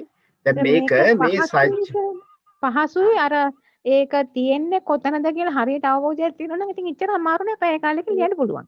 සමාවෙන් අනුපාදානිය වලට එනවද කියන එක එතන දුක්ඛ සත්‍යස අනුපාදානිය වලට එනවද එතනදී කියන එක පොඩ්ඩක් මට පැහැදිලි කරන්න සමාවෙන්න මේ වරදක්. උපාදින්නානු පළවෙනි පදයට එනවා. පළවෙනි ඔව්. පදයට එන්නේ පළවෙනි පදයට තියෙන්නේ කර්මයෙන් අනියාව. උපදින ධර්මනේ. කර්මයෙන් එහෙම. උපදින ධර්ම වලට විපාක සිත් ටිකයි කර්මජ රූප ටිකයි. දෙවෙනි පදයට එන ධර්ම වලට තියෙන්නේ මේ කුසල කුසල අකුසල ක්‍රියා ආදී ඊළඟට චිත්තජ රූපයි ඊතුජ රූප ඒ වගේ ඒවා ටික. අන්තිම පදයට එන්නේ ලෝකෝත්තර ධර්ම විතරයි. එතකොට දුක්ඛ සත්‍ය වැටෙන්න ඕන පළවෙනි පදයටයි දෙවෙනි පදයටයි විතරයි. තුන්වෙනි පදයට යන්න බෑනේ. එතකොට මෙහෙම චෛතසික ටික තියෙනකොට ගන්නෙ නැද්ද එහෙම? නෑ නේද? චෛතසික 36ක් තියෙනකොට තියෙන නිසා දුක්ඛ සත්‍ය අනුපාදිනියයිද? අවසානයේ අනුපාදානයේ ලෝකෝත්තරයි අනුපාදානය ධම්මා කියන්නේ ලෝකෝත්තර ධර්ම විතරයි. ලෝකෝත්තර ධර්ම කියන්නේ සිත් මාර්ග සිත් 4යි මාර්ග සිත් 4 ඵල සිත් 4යි ඵල සිත් 4 යෙදෙන චෛතසිකටයි නිර්වාණයයි. ඒවා දුක්ඛ සත්‍යයට වැටෙන්නේ නෑනේ. ඒවා එකක්වත්. හරි සර්. හරි. තුන්වෙනි පදයට දුක්ඛ සත්‍ය නැහැ.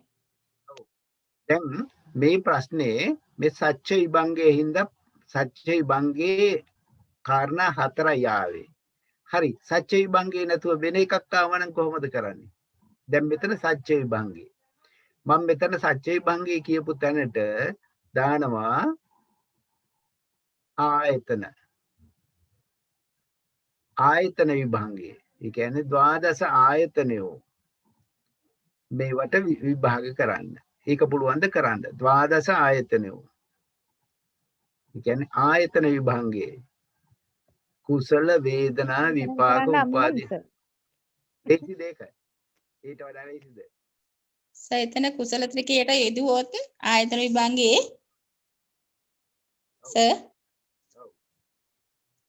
ඇහෙන්නේ නැද්ද? එතන මේ ආයතනයෝ 10ක්ම රූප ධර්මමයි. ඒක නිසා ඒක වැටෙනවා අව්‍යාකෘත කොටට. දස ආයතනයෝ අව්‍යාකෘත වෙනවා. ආයතන 10ක්ම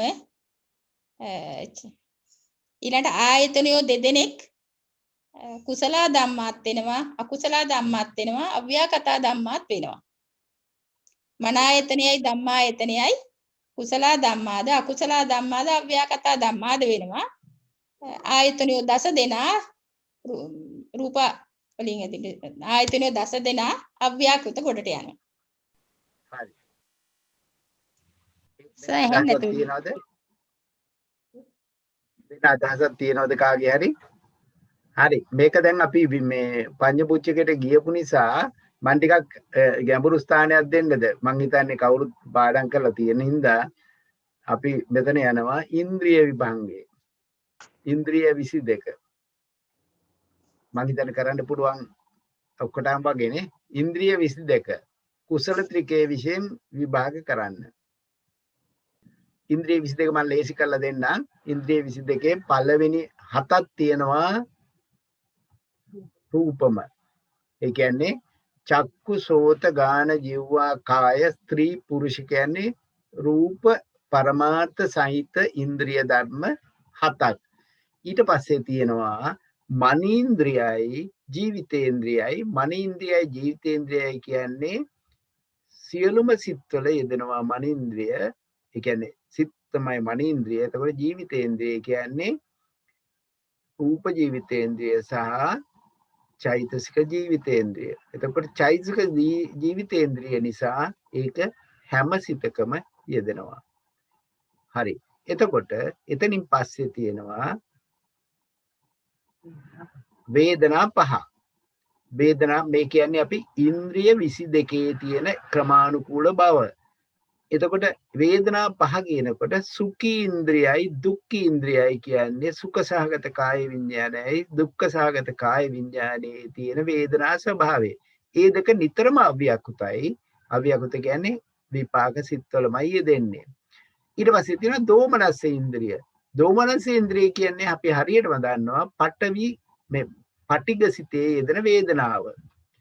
එතකොට දෝමනස්ස වේදනාව කියන්නේ නිතරම අකුසල පක්ෂේමයි ඉන්නේ. එයාට වෙන පැත්තකට යන්නම බෑ.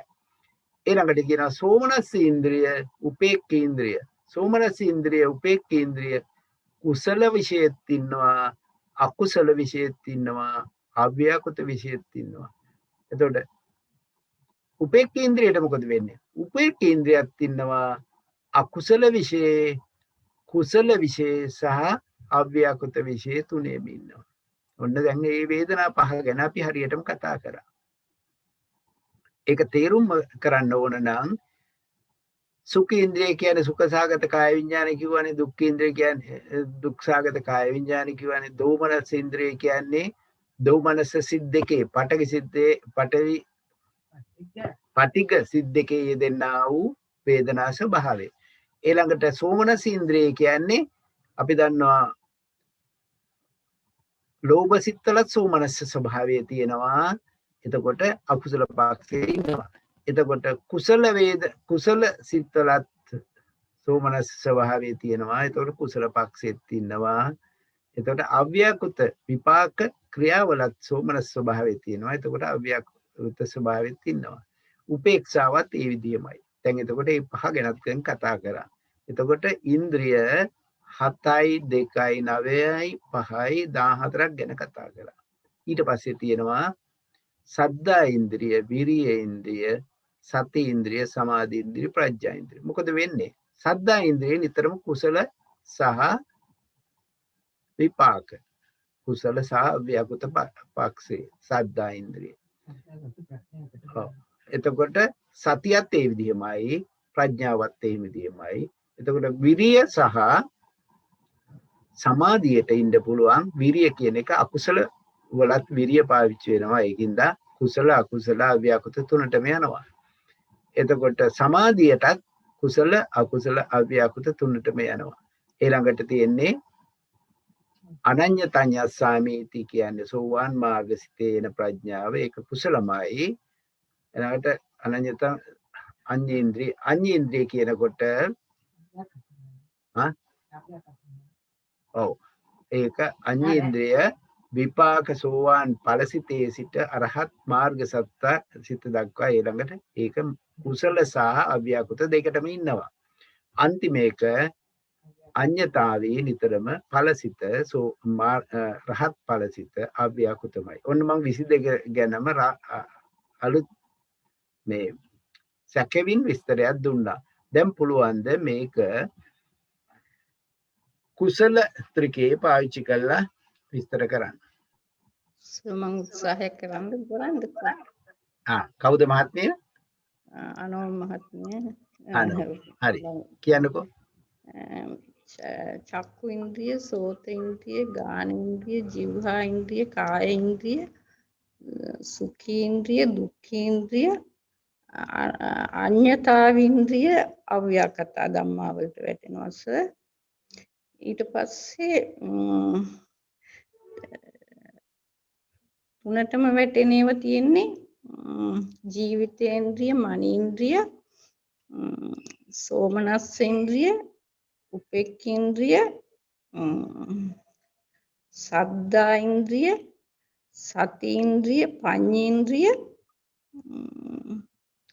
අඤ්ඤේන්ද්‍රිය. ඊට පස්සේ දෙකකට වැටෙනවා කුසල සහ අකුසල පක්ෂයට විතරක් වැටෙනවා දෝමනස් ඉන්ද්‍රිය. කුසල සහ අව්‍යාකෘත වලට වැටෙනවා විරිය ඉන්ද්‍රිය, සමාධි ඉන්ද්‍රිය,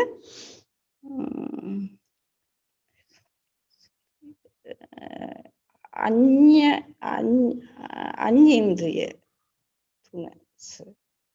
ඒකට ඔක්කොම දැන් ඉන්ද්‍රියයි, විරිය ඉන්ද්‍රියයි, සමාධි ඉන්ද්‍රියයි තුනටම වැටෙනවා කියලා අපි කතා කරගත්තානේ. කුසල අකුසල අව්‍යාකෘත. මොකද කුසල පක්ෂයේත් විරිය පාවිච්චි වෙනවා, අකුසල පක්ෂයේත් විරිය පාවිච්චි කරනවා, අව්‍යාකෘත පක්ෂයේත්. එතකොට විරිය ඉන්ද්‍රියයි සමාධි ඉන්ද්‍රියයි තමයි අතන දෙක මාරු වෙන්න ඕන ඔබතුමේ කිව්ව එකේ.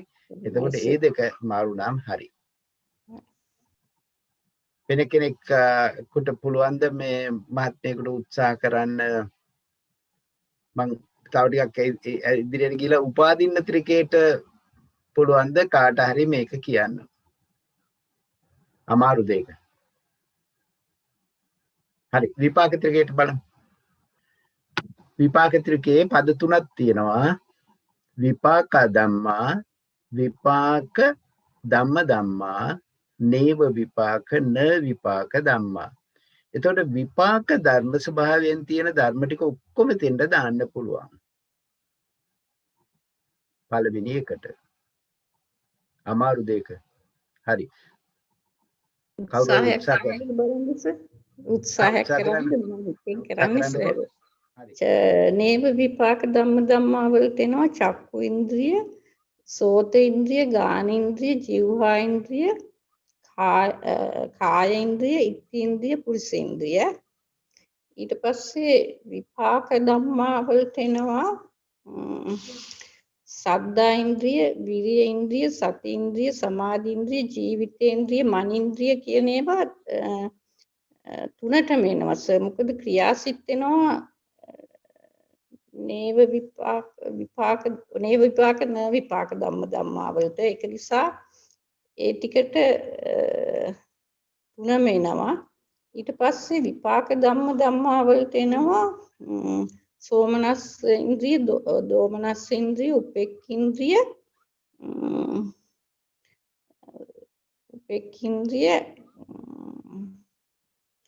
විපාක ධම්ම ධම්මා. ඊට පස්සේ එනවා අනඤ්ඤතඤ්ඤස්සාමීති ඉන්ද්‍රිය, අඤ්ඤතාවින්ද්‍රිය,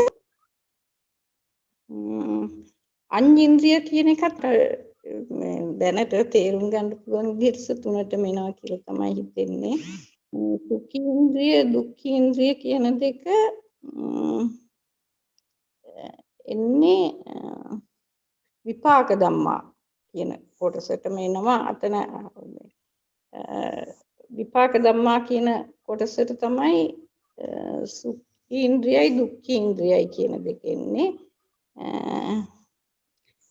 ඒක තමයි සාකරන්නේ හොඳයි. මේක මම ලේසි ක්‍රමයකට කියන්නම්. ඉස්සෙල්ලම ඒකාන්ත ඒවා බලන්න. ඒකාන්ත විපාක. ඊළඟට ඒකාන්ත න විපාක අර තුන්වෙනි පදයට යන ඒවා. දැන් ඉස්සෙල්ලම ඒකාන්ත න විපාක ධම්මා කියන එකට එන එක ටික කිව්වා. රූප ධර්ම සියල්ලම යන්නේ තෙන්ට. එතකොට ඒකාන්ත විපාක ටික විපාක ගොඩට දාගන්න. එතකොට හරි ලේසි. ඊට පස්සේ අනිත් ටික බෙදා යන්න පුළුවන් අනිත් තුනටම. දැන් ඒකාන්ත විපාක සුඛේන්ද්‍රිය, දුක්ඛේන්ද්‍රිය ඒකාන්ත විපාකයි. ඊළඟට අඤ්ඤතාවී ඉන්ද්‍රිය විපාක ධර්මයක්. විපාක ස්වභාවයෙන්මයි තියෙන්නේ. ඒවා එතනින් එහාට වෙනස් වෙන්නෙම නැහැ. ඒවා විපාකමයි. එතකොට අපි දන්නවා නේව විපාක න විපාක වෙනකොට රූප ධර්ම ටික රූප ධර්ම කිව්වනේ. රූප පරමාර්ථ ධර්ම ටික ඔක්කොම එන්නේ න විපාක විපාක ධම්මා. ඒ විදිහට උත්සාහ කරලා බලන්න. මං හිතන්නේ මේක ටිකක් ගැඹීර වැඩි. ඒකින්ද ලියලා තමයි කරන්න වෙන්නේ. ඒක ඒ විදිහට බලන්න. මේ ගැන වෙන මහත්මෙක් කතා කරන්න පුළුවන්. පඤ්ඤපුච්චකේ ගැන ගැටලු තියෙන කවුරු හරි ඉන්නවද? පඤ්ඤපුච්චකේ ගැන ගැටලු තියෙනවා නම් අපි පොඩ්ඩක් සාකච්ඡා කරලා පඤ්ඤපුච්චකේ ගැනම දවසක් කතා කරන්න පුළුවන්. පඤ්ඤපුච්චකේදී හරියටම වර්ග කරගන්න ඕන මොනවද විභාග කරන ධර්ම. අපි ඉස්සෙල්ලා විභාගයට අපේක්ෂකයෝ කවුද කියලා බලන්න ඕන.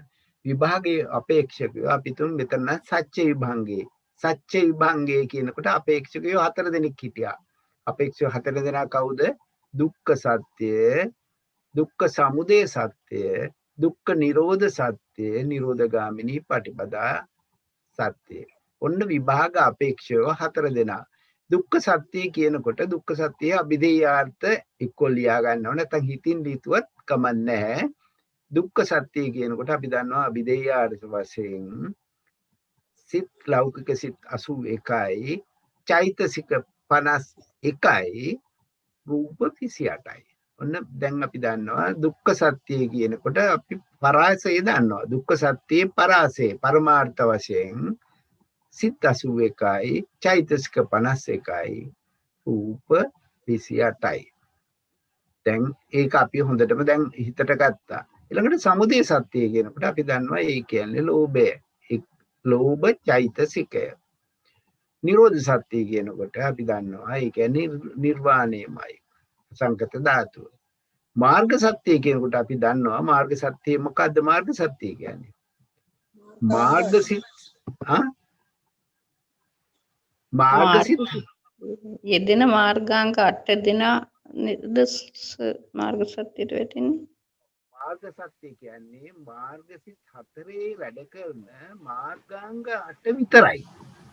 මාර්ගාංග 8 කියන්නේ ඔව් චෛතසික 8ක්.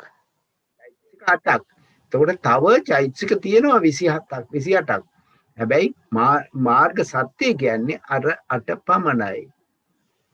සම්මා දිට්ඨි සම්මා සංකප්ප සම්මා වාචා සම්මා කම්මන්ත සම්මා ආජීව සම්මා වායාම සම්මා සති සම්මා සමාධි මේ ආර්ගාංග 8 ඒ 8 පමණයි මාර්ග සත්‍ය. එතකොට මේ පරාසය අපි දැනගත්ත ගමන් ඒත් එක්කම අපි දැනගන්නවා දුක්ඛ සත්‍ය කියනකොට දුක්ඛ සත්‍යයේ පවතින්නේ චිත්ත චෛතසික දෙකම තියෙනවා. කුසල අකුසල දෙකම තියෙනවා දුක්ඛ සත්‍යයේ. ඒයි කුසල අකුසල දෙකම තියෙනවා කියන්නේ. දුක්ඛ සත්‍යයේ අකුසලුත් දුක්ඛ සත්‍ය අකුසල් සිතොත් ළඟට ලෞකික කුසලුත් දුක්ඛ සත්‍යමයි. එතකොට අපි දන්නවා ඒකේ ක්‍රියාසිතුත් තියෙනවා විපාක සිතුත් තියෙනවා දුක්ඛ සත්‍ය කොටේ. එතකොට අපි දන්නවා මේකේ පරාසය කොහෙද තියෙන්නේ කියලා. සමුදය සත්‍ය කියනකොට අපි දන්නවා ඒක අකුසලයක්මයි. ඒක වෙන කොහෙවත් වැඩ කරන්නේ ලෝභ චිත්තෝත්පාදේ ලෝභ චෛතසිකේ පමණයි. නිරෝධ සත්‍ය කියනකොට අපි දන්නවා නිර්වාණය අසංකත ධාතුව. ඒක ලෝකෝත්තර ධර්මයක්. ඒක කුසල අකුසල වලට වැටෙන්නේ නැහැ අවියකුත ධර්මයක්. මාර්ග සත්‍ය කියනකොට ඒකාන්ත කුසලයක්. අන්න ඒ විදිහට අපි දැක්කහම මේක හරි ලේසි දකින්න. එතකොට මම මෙතන කිව්වේ සත්‍ය විභංගේ ඒ තියෙන සත්‍ය ධර්ම 4 විග්‍රහ කරනවා වගේම දැන් ධාතු 18 ඔන්න අට්ඨාරස ධාතු විභාග කරන්න කියනවා. අට්ඨාරස ධාතු කියනකොටම ධාතු 18 අපිට මතක් වෙනවා. ධාතු 18 කියනකොට එනවා රූප ධාතු කීයක් තියෙනවද? රූප පරමාර්ථ සංඛ්‍යාත ධාතු 7ක් තියෙනවා 10ක් තියෙනවා. ඇයි? චක්කු ධාතු, සෝත ධාතු, ගාහන ධාතු, ජීවා ධාතු, කාය ධාතු. ඊළඟට ඒවට ගෝචර රූප. රූප ධාතු, සද්ද ධාතු, ගන්ධ ධාතු, රස ධාතු, පොට්ටබ්බ ධාතු. ඔන්න 10ක්ම තියෙනවා රූප පරමාර්ථේ. ඊට පස්සේ ධාතු තව 5ක් තියෙනවා මේ චක්කුවයි රූපයයි දෙක සම්බන්ධ කරගෙන චක්කු විඥාන ධාතුව. දැන් බලන්න ඒ ටිකම ඊළඟට සෝතයයි ශබ්ද ධාතුවයි දෙක සම්බන්ධ කරගෙන ඔන්න සෝත විඥාන ධාතුව. ඊළඟට ගාහනයයි ගන්ධයයි සම්බන්ධ කරගෙන ගාහන විඥාන ධාතුව. ඒ වගේම ජීව විඥාන ධාතුව. ඊට පස්සේ කාය විඥාන ධාතුව. දැන් අපි විඥාන ධාතු 15ක් කතා කරලා ඉවරයි. ඊට පස්සේ අර චක්කු විඥාන ධාතුව, සෝත විඥාන ධාතුව, ගාහන විඥාන ධාතුව මේ පංච විඥාන ධාතු ගත්තොත් අපි ගන්න ඕන තව එකක් මනෝ ධාතුව. ඒ පහ වැඩ කරන්නේ මනෝ ධාතුව නැතුව. ඔන්න 16 වෙනි එක මනෝ ධාතුව. එතකොට ඊළඟ එක එනවා ධම්ම ධාතුව සහ මනෝ විඥාන ධාතුව. එතකොට ධම්ම ධාතුවයි මනෝ විඥාන ධාතුවයි දෙක තමයි අවසානයේ එන්නේ. මේක ධාතු කතා පන්ති වල දෙන කට්ටියට නම් මේ ටික ප්‍රකටයි. දැන් මේ ධර්ම ටික ඒ අමාරු නැහැ. චක්කු ගත්තාම අභ්‍යන්තර ආයතනය, රූප කියන්නේ බාහිර ආයතනය, චක්කුවයි බාහිර ආයතනය සම්බන්ධ වෙන චක්කු විඥාන ධාතුව. ඒ වගේම චක්කු ධාතු, සෝත ධාතු, ශබ්ද ධාතු එකතු වුනහම ශබ්ද විඥාන ධාතු. අන්න ඒ විදිහට මේක තේරුම් ගත්තාම අමාරු නෑ. හරියටම ධර්මයේ විභාග කරන ධර්මයේ අභිධේයාර්ථ ආකාරයට තේරුම් ගත්තාම ඉතිරි ටික හරි ලේසියි. මම මේකෙන් ඉදිරියට තව ප්‍රශ්නයක් කරන්නද? කවුරු හරි දන්න කෙනෙකුට විස්තර කරන්න පුළුවන්. පඤ්ඤපුච්චකයට ගියපු නිසා සතර සතිපට්ඨානයෝ විස්තර කරන්න කියනවා කුසල ත්‍රිකය, විපාක ත්‍රිකය, කුසල වේදනා විපාක උපාදින්න කියන ත්‍රිකටිකේ. හරි කුසල ත්‍රිකේ. සතර සතිපට්ඨානයෝ පඤ්ඤපුච්චක නයින් විභාග කරන්න. සතර සතිපට්ඨානය මොනවද කියලා අපි දැනගන්න ඕන. සතර සතිපට්ඨානය මොනවද? කායානුපස්සන, වේදනානුපස්සන, චිත්තානුපස්සන, ධම්මානුපස්සන. කායානුපස්සනාව කායේ කායානුපස්සී විහෙරති ආතාපි සම්පජානෝ සතිමා විනේය ලෝකේ අවිජ්ජා දෝමනසං. ඒ විදිහට තමයි අපි කියන්නේ කායානුපස්සනාව විග්‍රහ කරන්නේ. ඊට පස්සේ කියනවා වේදනානුපස්සී විහෙරති ආතාපි සම්පජානෝ සතිමා විනේය ලෝකේ අවිජ්ජා දෝමනසං. මේ එන පදේ ওই විදිහට අපි එතකොට සතර සතිපට්ඨානයෝ පරමාර්ථ වශයෙන් කුමක්ද? දැන් මම අහන ප්‍රශ්නේ උන්න තැනටම ආවා. සතර සතිපට්ඨාන විභාග කරන්නේ විභාග අපේ සතිචෛතසිකය. සතිචෛතසිකයමයි. ඇයි එහෙම කියන්නේ? කායේ කායානුපස්සී විහෙරති කිව්වත් කයේ කය අනුව බලමින් සතිය ස්ථාපිත කරනවා. මේ සතිය වඩන ක්‍රමයක්. කයේ කය අනුව බලමින් සිහිය පවත්වා ගැනීමේ ක්‍රමය කායානුපස්සී. ඊළඟට වේදනාව බලමුත් කරන්නේ වේදනාව නෙවෙයි බලන්නේ සතියමයි පවත්වන්නේ. එතකොට මේ හතරෙම කරන්නේ එකම සතිය චෛතසිකේ කොයිද වැඩ කරන්නේ? සතර සතිපට්ඨානේ කියනකොට සතර සතිපට්ඨානේ එන්නේ උත්තරී මනුස්ස ධර්ම වලට එකක්. මේ උත්තරී මනුස්ස ධර්ම තමයි සතර සතිපට්ඨානයේ ඉඳන් ඒ සත්‍තිස් බෝධිපාක්ෂික ධර්ම සියල්ලම. එතකොට සතර සතිපට්ඨානය උගන්නේ ලෝකෝත්තර ධර්මයක් ආකාරයෙන් තමයි පඤ්ඤපුච්චකයේදී විභාග කරන්නේ. එතකොට ලෝකෝත්තර ධර්මයක් නම් සතර සතිපට්ඨානය වැඩ කරන්නේ කොහෙද? මොඩ සිත්වලද? මාර්ග සිත්වල සහ ඵල සිත්වලද? ද මාර්ග සිත්වල විතරක්ද? නෑ, මාර්ග සිතේ සහ ඵල සිතේ දෙකේම හේතුව මේකයි. ඇහෙන්නේ ඇහෙන්නේ නැද්ද? දැන් එනව නේද? මාර්ගසිතේ සහ ඵලසිතේ වැඩ කරන්නේ. හරි. මාර්ගසිතේ සහ ඵලසිතේ. මාර්ගසිතේ වැඩ කරනවා මාර්ග ඒ කුසලයේ වඩන වෙලාවට ඵලසිතේ ඵල සමාපatti විශේෂදී ඵලසිතේ වැඩ කරනවා. ඒකින්ද තමයි මාර්ගසිතේ සහ ඵලසිතේ දෙන සතිචෛතසිකය. දැන් මාර්ගසිතේ වැඩ කරනකොට ඒ සතිචෛතසිකය කුසලයක්ද අකුසලයක්ද අභ්‍යකුතයක්ද? කුසලයක්මයි. ඒකට ඵලසිතේ වැඩ කරනකොට අව්‍යාකතය. අභ්‍යගතය. දැන් මේකට උත්තරේ තේරෙනවා නේද? කුසල ත්‍රිකයේ ඒ පාවිච්චි කරනකොට සතර සතිපට්ඨානය කුසල දෙවේ අව්‍යාකෘත දෙවේ. මම හිතන්නේ කාරණේ තේරුණා ඇති. කාටත් ප්‍රශ්නයක් තියෙනවා නම් කවුරු හරි කියනවාද? ප්‍රශ්නයක් තියෙනවද ඒකේ? අපි මේ මුළු එකම කියන්නේ අනිත්‍යයේ අදහස් කොහොමද දන්නේ? සමාවෙන්න. මාත්මේ කතා කරොත් ඉති ප්‍රශ්නයක් නේද තේරුණා. එහෙමනම් සර් ඔව් කියන්නකෝ.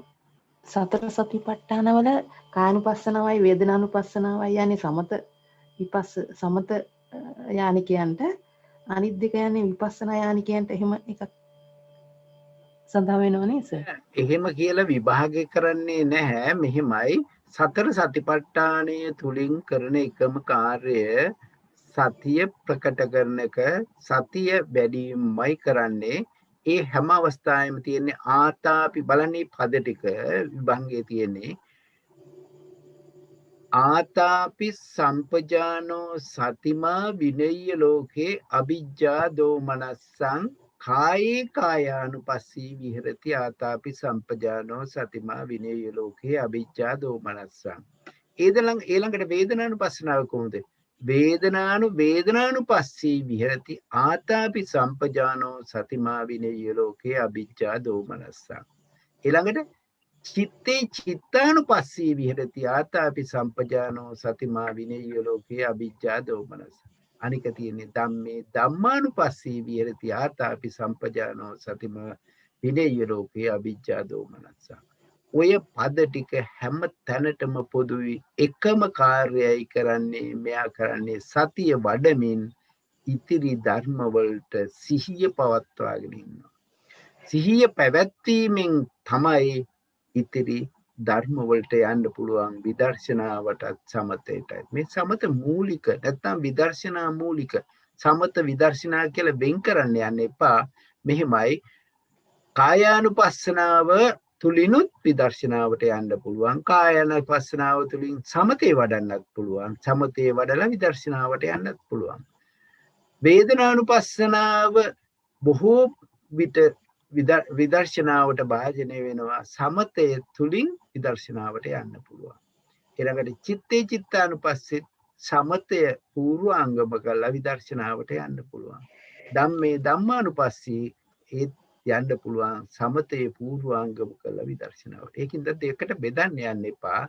අපි ධර්මතා විදියට අපි විභංගයේදී ඉගෙන ගන්නේ එකම විදිහටයි ධර්මතා වැඩෙන්නේ. ධර්මතා වැඩෙන කරන කාර්ය වෙනස්.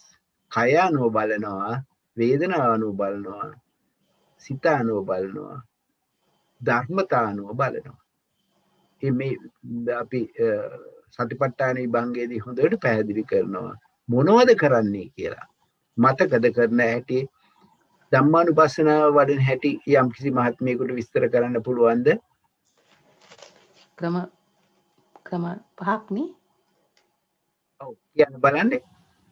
නීවරණ පරිග්ඝහ, ආයතන පරිග්ඝහ, ස්කන්ධ පරිග්ඝහ, බොජ්ජංග පරිග්ඝහ, සත්‍ය පරිග්ඝහ. ඔව් ඒ විදිහට තමයි මහා සතිපට්ඨාන සූත්‍රයේදී භාවිත කරන්නේ පස්සාකාර විදියට. හැබැයි අපේ විභංග ප්‍රකරණයේදී දෙආකාරයි. නීවරණ පබ්බයයි බොජ්ජංග පබ්බයයි විතරයි අරන් තියෙන්නේ. වෙනසකට තියෙන්නේ එච්චරයි. මේ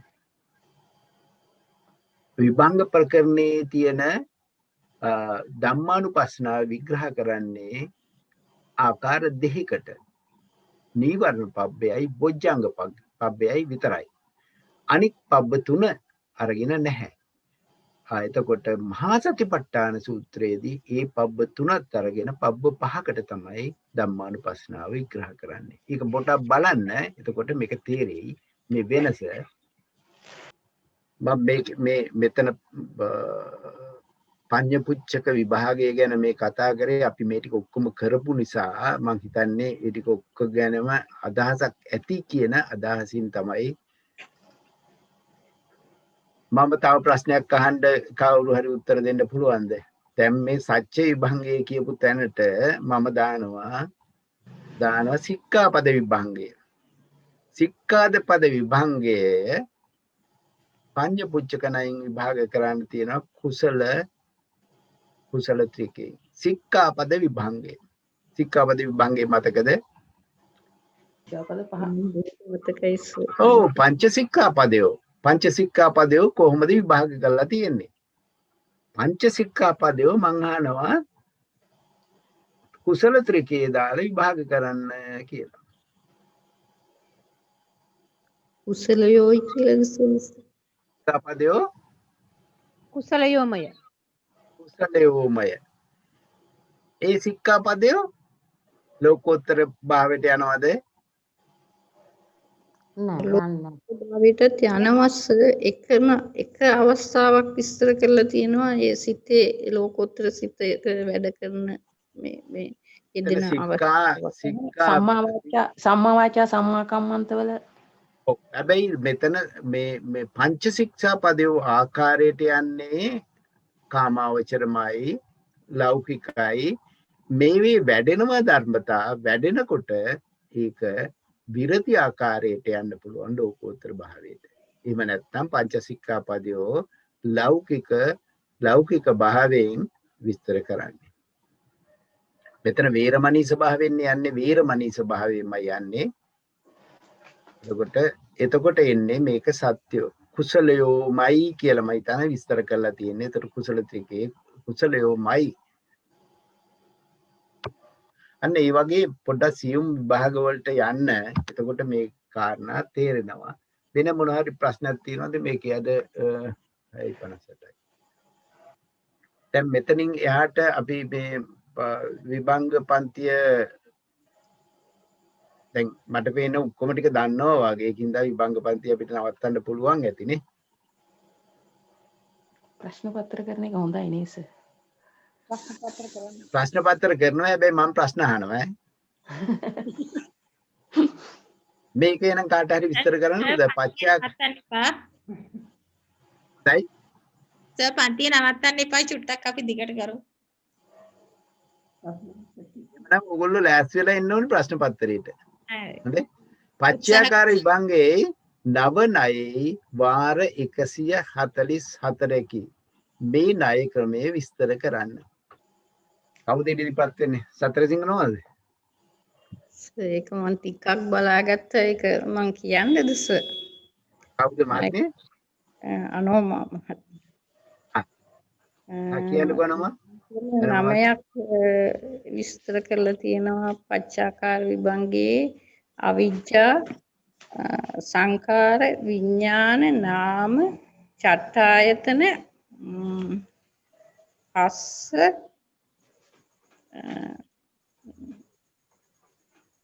වේදනා තණ්හා උපාදාන කියන. හරිද සර්? නමේ අය ණය නවයක් එනවා. ණය නවය කොහොමද?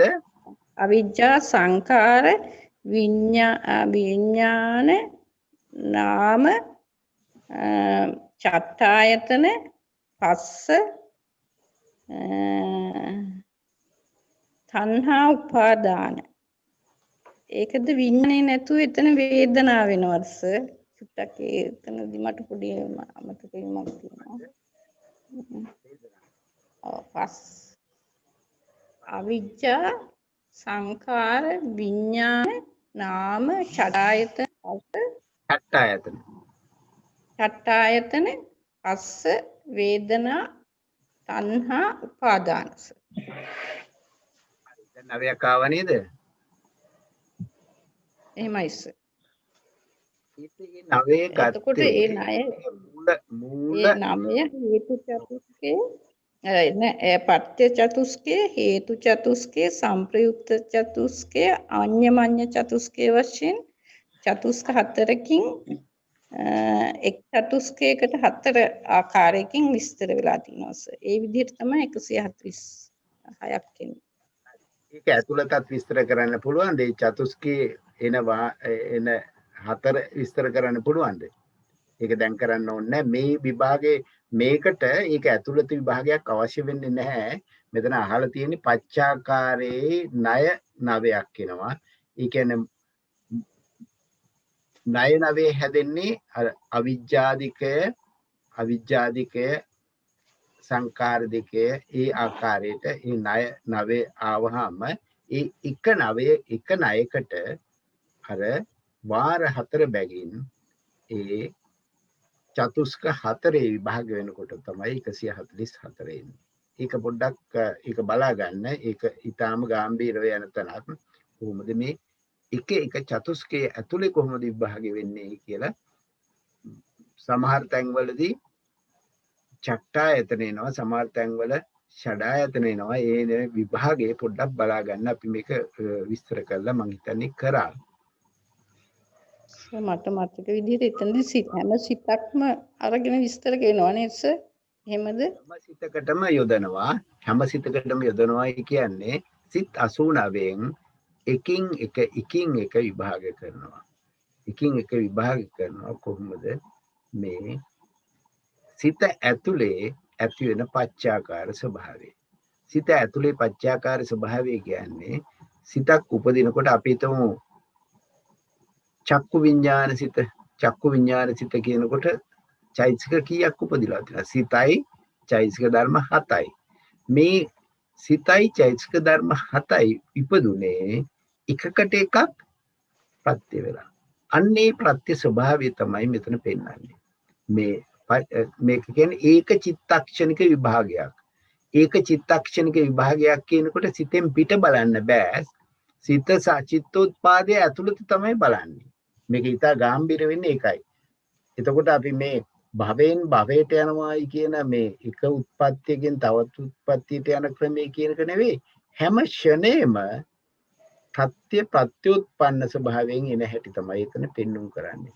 ඒක ගැඹීර වෙන්නේ හැම සිතක් ඇතුළටම යොදලා තියෙනවා. කුසල එතකොට නිर्देश හතරකින් මේක විභාග කරලා තියෙනවා. කුසල නිर्देशය, අකුසල නිर्देशය, අවිජ්ජා මූලක කුසල නිर्देशය, කුසල මූලක විපාක නිर्देशය, අකුසල මූලක විපාක නිर्देशය ආකාරයෙන් ඒක නිर्देश 6කින් විභාග කරලා තියෙනවා. මේ නිर्देश 6ත් බලන්න. එතකොට කුසල නිर्देशය කොහොමද? කුසල නිर्देशය තුළ තණ්හා එන්නේ නැහෙනි. තණ්හාව නැහැ, ලෝභය නැහැ. එතකොට කොහොමද කුසල නිर्देशය තුළ තෘෂ්ණා ස්ථානයේට මොනවද වෙන්නේ? උපාදාන ස්ථානයේට මොකනවද වෙන්නේ කියලා ඒකත් බලා ගන්න. ඒක බලා ගන්නකොට තේරෙයි මේක ඒ කුසල නිर्देशයේදී කොහොමද පාවිච්චි කරලා තියෙන්නේ. තෘෂ්ණා ස්ථානයේ මොකද්ද වැටෙන්නේ? කාට හරි මතකද කුසල නිर्देशය? තෘෂ්ණා ස්ථානයේ දෙන්නේ පස්සාදෝ කියලා එනවා. ඊළඟට උපාදාන ස්ථානයේ අදිමොක්කේ එනවා. අදිමොක්කේ කියන්නේ චෛතසිකය. එතකොට ප්‍රසාදය, අධික ප්‍රසාදය කියන්නේ සද්ධාවේ අධික ස්වභාවය, ඊළඟට දැඩි ඡන්ද ස්වභාවය, ඊළඟට අදිමොක්ක ස්වභාවය. ඔන්න ඔය විදිහට එකින් එක විභාග කරනවා. ඒ ටික බලා ගන්න. මේ අපි දැන් කතා කරපු ඉවේ මොන හරි ප්‍රශ්නයක් තියෙනවද? මේක පාඩම් කරේ නැත්නම් බලාගෙන ආවේ නැත්නම් මම දැන් එකින් එක කියන්නේ නැහැ. ඕගොල්ලෝ තමයි ප්‍රශ්න වලට උත්තර දෙන්නේ. ඊළඟට එනම් මෙන්න මේ ටික කරමු ඊළඟ දවසේ 2018ෙම 4 5 6 7 කියන ටික. හොඳයි නේද ඒක? අවසරයි සර්. මේ ඔව්, කියන්න. 2020 පටිච්චසමුපාදයේ තියෙන ප්‍රශ්නේ ටිකක් මේ පැහැදිලි කරගන්න පුළුවන් නම් හෙට අනිත් දවසට 2021 මගේ ළඟ නෑනේ. 2019යි 20යි තියෙන කෙනෙකුට දාන්න පුළුවන්ද? අපි විභංග ප්‍රකරණ කියලා තියෙන්නේ මේ ස්කයිප් ගෲප් එකට. ඒ ස්කයිප් ගෲප් එකට දාන්න 19යි 21යි. මගේ ළඟ නෑ ඒ දෙක. ස්කයිප් ගෲප් එකට දැම්මා නම් ෆොටෝ එකක් අරගෙන මට තේරෙන්නේ නැහැ කාට හරි කියලා හරි කරගන්න බලන්න මගේ ළඟ තියෙනවා. ෆොටෝ එකක් ගන්න. ෆොටෝ එකක් අරගෙන එතකොට ෆෝන් එකේ ස්කයිප් තියෙනවනේ. ස්කයිප් එකට ගිහිල්ලා ස්කයිප් එකට ඒ ගෲප් එකට ෂෙයා කරන්න. එතකොට ඔටෝමැටිකලි මෙතෙන්ට වැටෙනවා. ඊළඟ සැරේ අපිට ගන්න පුළුවන්. ඒක කරන්න පුළුවන් කෙනෙක් දානවද එන? මට තේරෙන්නේ නැහැ මම කාට හරි තින් කියලා බලන්න ඕන සර්. හා හා. මම ළඟ තියෙනවා පේපර් දෙක. එහෙමනම් කරන්න ඕන ක්‍රමේ නම් අන්න ඒක තමයි. වෙන කෙනෙකුට තියනවාද මේ පේපර්ස් ටික දාන්න පුළුවන්ද? ස්කයිප් ගෲප් එකට දාන්න මේකට දාන්න බෑ. මේ ගෲප් එකේ පාවිච්චි කරන්න මේ අපිට සටහන් දාන්න බෑ. සර් මේ මොකද ප ဋ ාණ ප්‍රකරණේ නෑ මොකද දැන් අපිට හෙට තියෙන පන්ති තියෙන්නේ ප ဋ ාණේ සර් කරන එකට දාන්න හරි සර් මේ එහෙනම් විභංග ප්‍රකරණේ හරි සර් මම ඒකට දාන්න හරි මට තේරුණා දැන් කිව්ව එක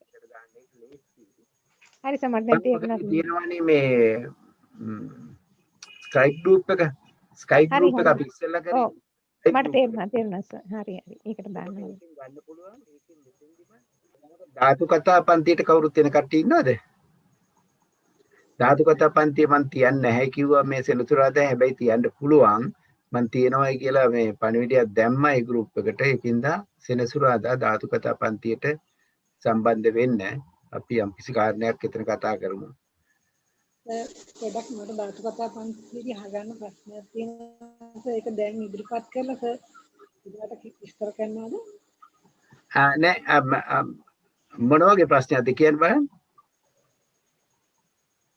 උද්දේශ සහ නිर्देश ලෙසින් පුද්ගල පඤ්ඤාප්තිකරණය වර්ග කිරීමේ හේතු එහි අන්තර්ගතය ඇසුරෙන් විභාග කරන්න.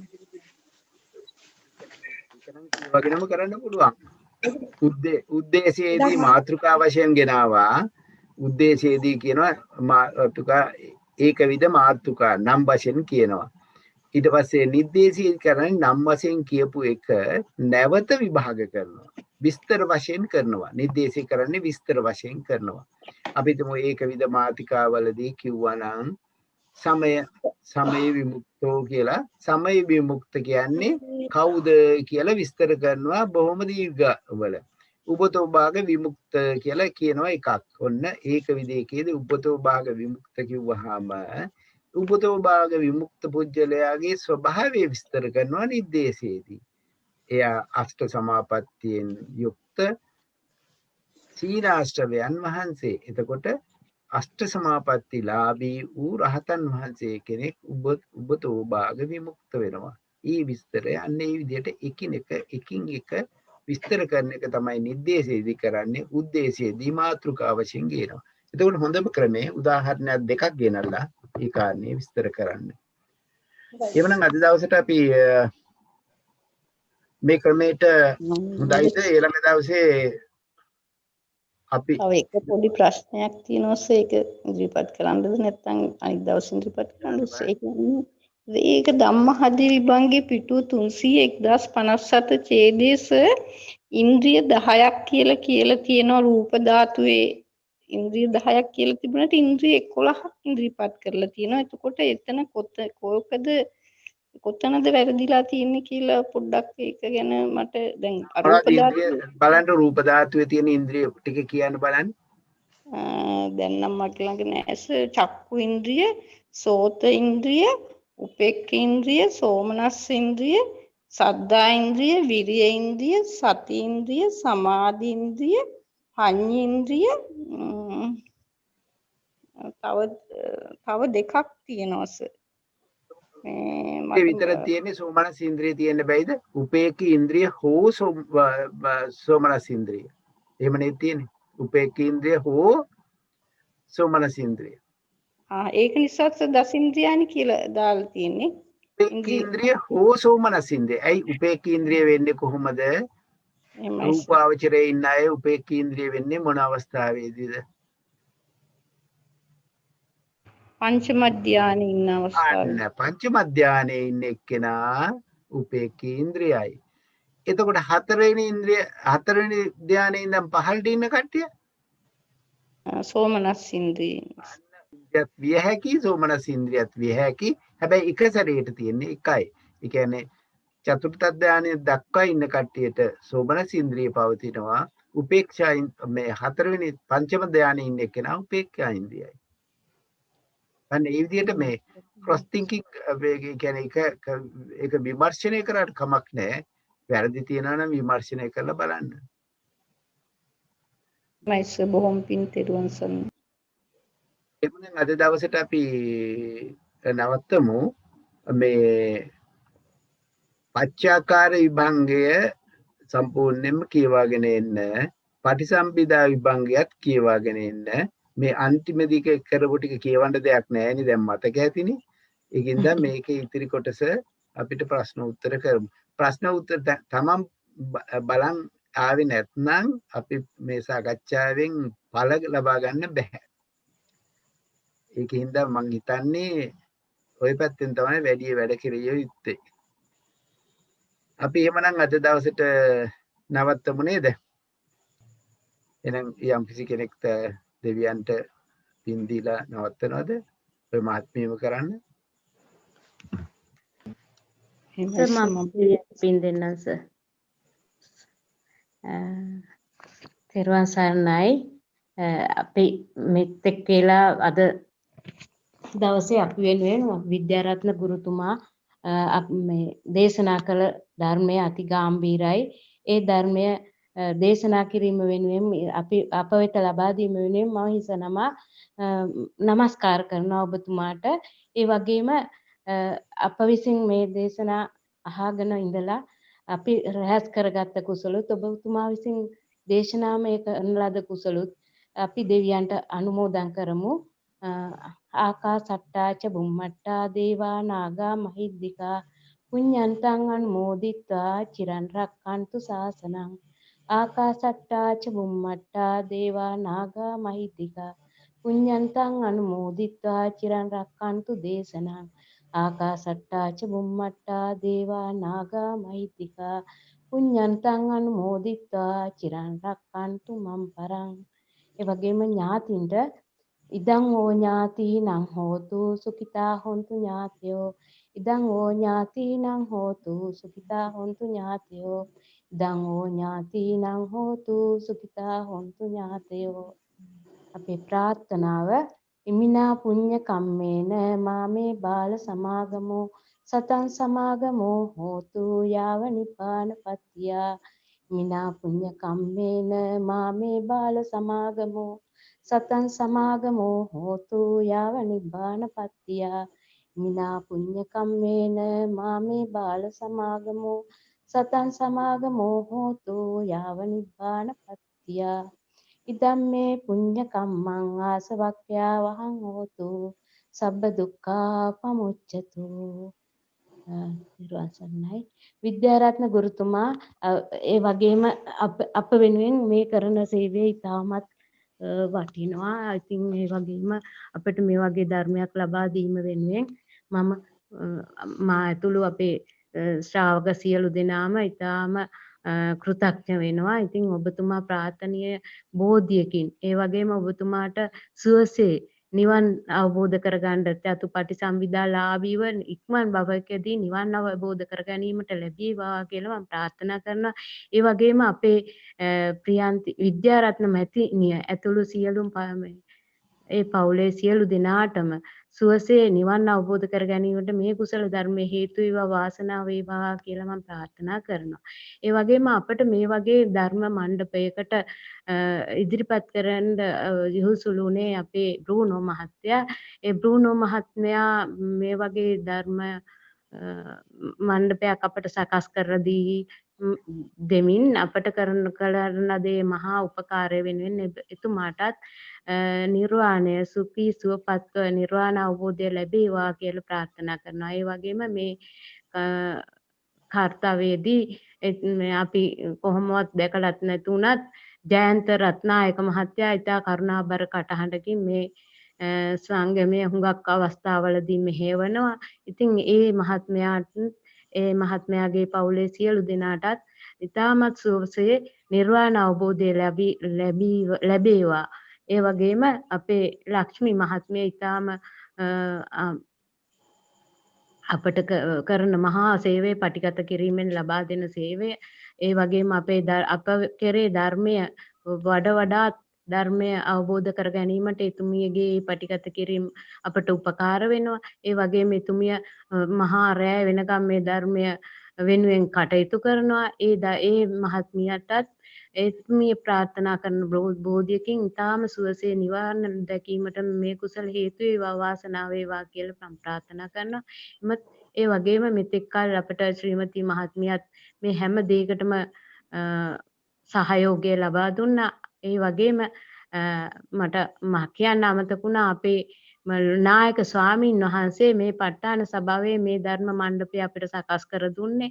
ඉතින් ඒ ස්වාමීන් වහන්සේට ඉතාමත් සුව පහසුව නිර්වාණ අවබෝධ වේවා. ඒ වගේම මේ ස්වාමීන් වහන්සේට මා ඇතුළු අපේ ප ဋ ාණ සභාවේ සියලු දෙනාගේම নমස්කාරය වේවා කියලා මම ප්‍රාර්ථනා කරනවා. ඒ වගේම අපි සියලු දෙනා මේ ශ්‍රවණය කරන සියලු දෙනාටත් අපටත් සුවසේ ධර්මය අවබෝධ කරගෙන නිර්වාණ සම්පත්තිය ලැබේවා කියලා මම ප්‍රාර්ථනා කරමින් සියලු දෙනාටම තෙරුවන් සරණයි. බොහොම පින් තෙරුවන් සරණයි. ඔබතුමියටත් එසේම නිර්වාණ අවබෝධය පිණිස හේතු වේවා. තෙරුවන් සරණයි.